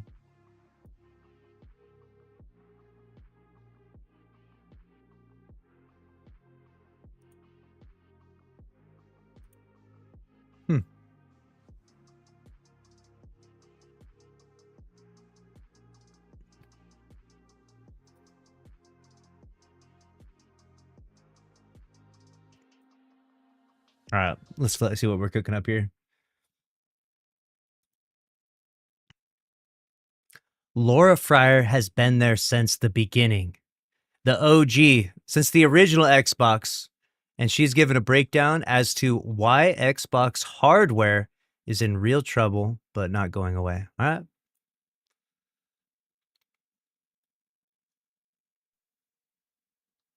In 2001, I was there helping build the very first Xbox, and I was one of the biggest skeptics on the team. Do you ever want to make hardware?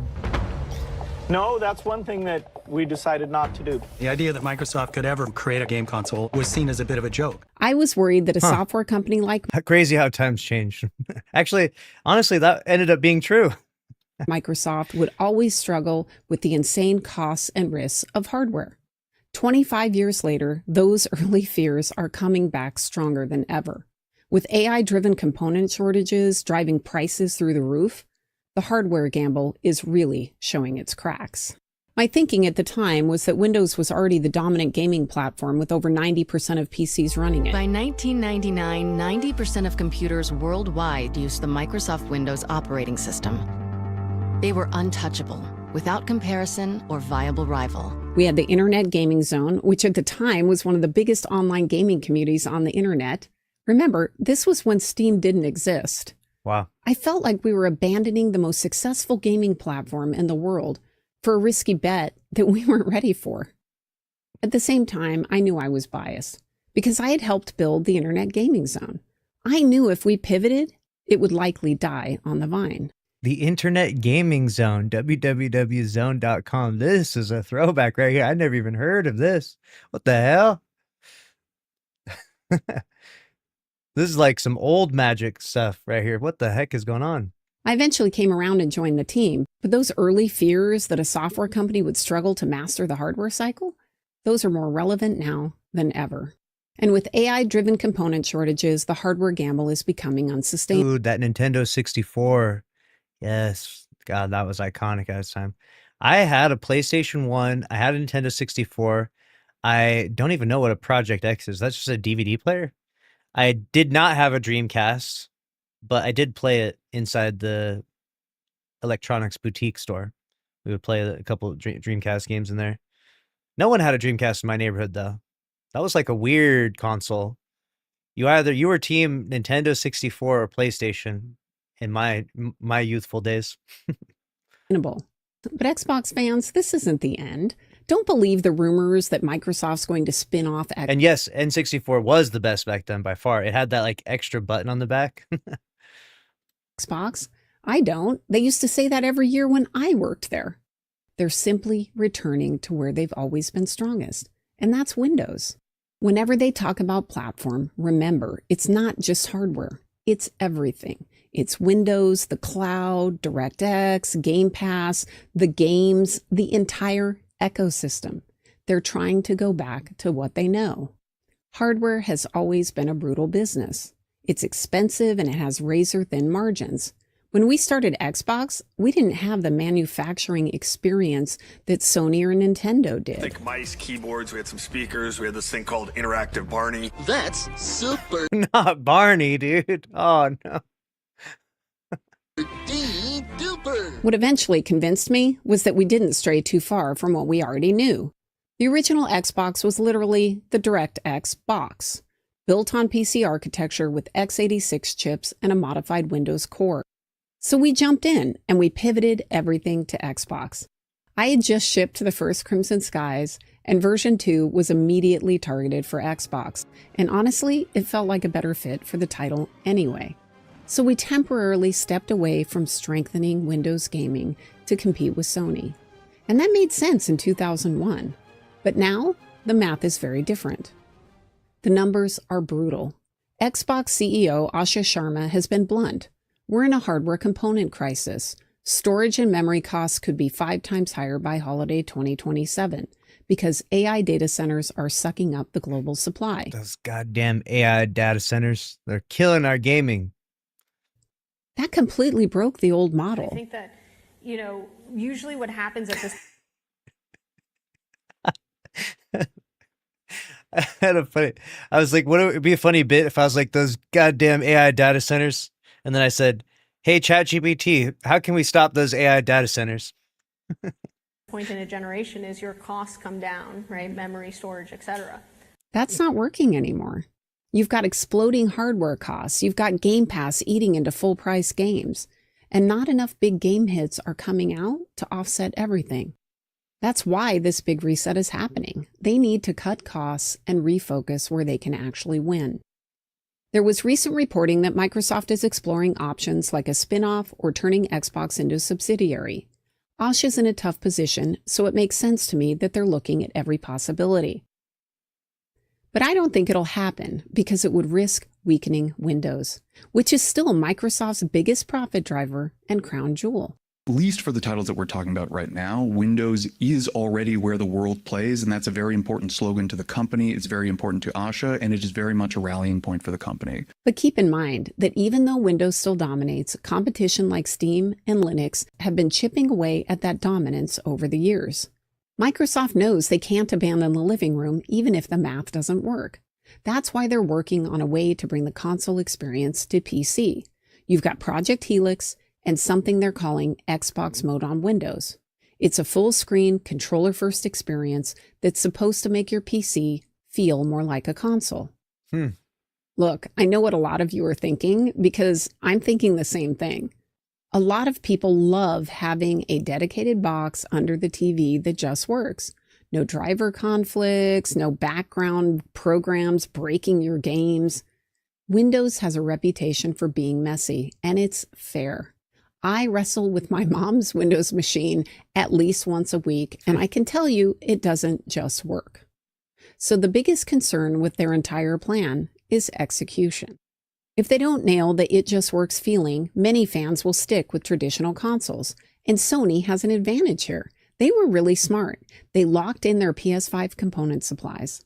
So Really? they can just wait it out and maybe delay the PS6. Of course, the absolute evil geniuses over there at Sony. If needed. For Xbox, Delaying the PS6 is something that I've been hearing a lot of conversations about, whether they're doing it or not doing it. Seems like they were smart and planned ahead when it came to components, just in case there was a shortage like what we're getting now. fans, this feels really chaotic right now. And it's going to feel that way for a while. There will be cost cutting and layoffs. People are going to lose their jobs. And from what I'm hearing, some smaller or niche studios are in real danger. That's a tough reality for a lot of talented developers. Not just smaller studios. Destiny 2 freaking died from all this shit, goddammit. Guardian down. I'm also hearing that the cuts are going to be pretty significant. So the impact is going to be felt across all of Xbox. Not It's Marathon. interesting to contrast this with what's happening at Bungie Get right that. now. No. Sony is essentially doubling down on Marathon, their new extraction shooter that hasn't performed all that well. They're winding down Destiny 2 with no Destiny 3 in the works. Microsoft is taking the exact opposite approach. They're cutting their losses on niche or underperforming titles to protect the bigger platform and the bigger games. Both paths are going to be painful, but they show two very different philosophies in a tough market. Some of us questioned the heavy hardware path in 2001, but we picked that direction for a while and it worked. But the times have changed and Xbox has to evolve. The studios need to focus on nurturing the talent that they have. They need to make games that are both award-winning and financially successful. That's the opportunity. That's the bet that Asha's making. And I hope it works out because I like competition. It means more choice for gamers. Somebody taught me a long time ago a very valuable lesson, which is if you do the right things on the top line, the bottom line will follow. And what they meant by that was if you get the right strategy, if you have the right people, and if you have the right culture at your company, you'll do the right products, you'll do the right marketing, you'll do the right things logistically and in manufacturing and in distribution. And if you do all those things right, the bottom line will follow. Damn. Busting out the old Steve Jobs clip? Hell yeah. Talking about the culture and, well, you can see what that ended up with Bungie. Pretty interesting stuff when it comes to Xbox and their troubles right now.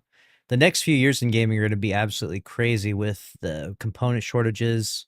Hopefully, I mean, I'm not going to buy a new PC for a bit, but hopefully in like a few years, they're able to catch up with it and lower the cost of some of these components so we can get back to gaming at a more affordable price because it sucks right now. It's super expensive, and that compiled with all the other stuff that's going on is tough. They had an interesting point there where they like competition, and I do think that competition is generally really good. The only part that I struggle with in the competition of the gaming scene is that in order to be a gamer that wants to play all the games they like, you end up having to buy all these platforms. Like if you wanted to play, you have to buy an Xbox and a PlayStation, and then you have to have a subscription to both. It's kind of obnoxious, right? And it's kind of too expensive for the average person. So it's almost like competition is good, but there are certain competitive practices that are not good, if that makes sense. And having to buy all this hardware and it constantly update, you know what I'm saying? You pay the subscription every month. It just kind of locks you out. You end up becoming either team Xbox or team PlayStation. It's kind of annoying, I would say. And a lot of people don't really care. They just buy it all. Like they own a PlayStation, an Xbox, a Nintendo, and a PC. It's like they got everything because they just like gaming that much. But most of us probably aren't going to be able to keep up with all of that because that's a lot. And then you got the subscriptions to go along with it. My God. Let me know what you think about the situation in the comments below, though. All right, chat. That's going to be a wrap for me tonight. I got to head out. I'm going to be doing some stuff, but we got videos going up. Thank you for the follows, the subs, the bits, the donations. Continue watching. We're going to be doing more replica giveaways. This is the last one we gave away yesterday. See you later. Stick with it. And I'll see you back here tomorrow. Later, everyone.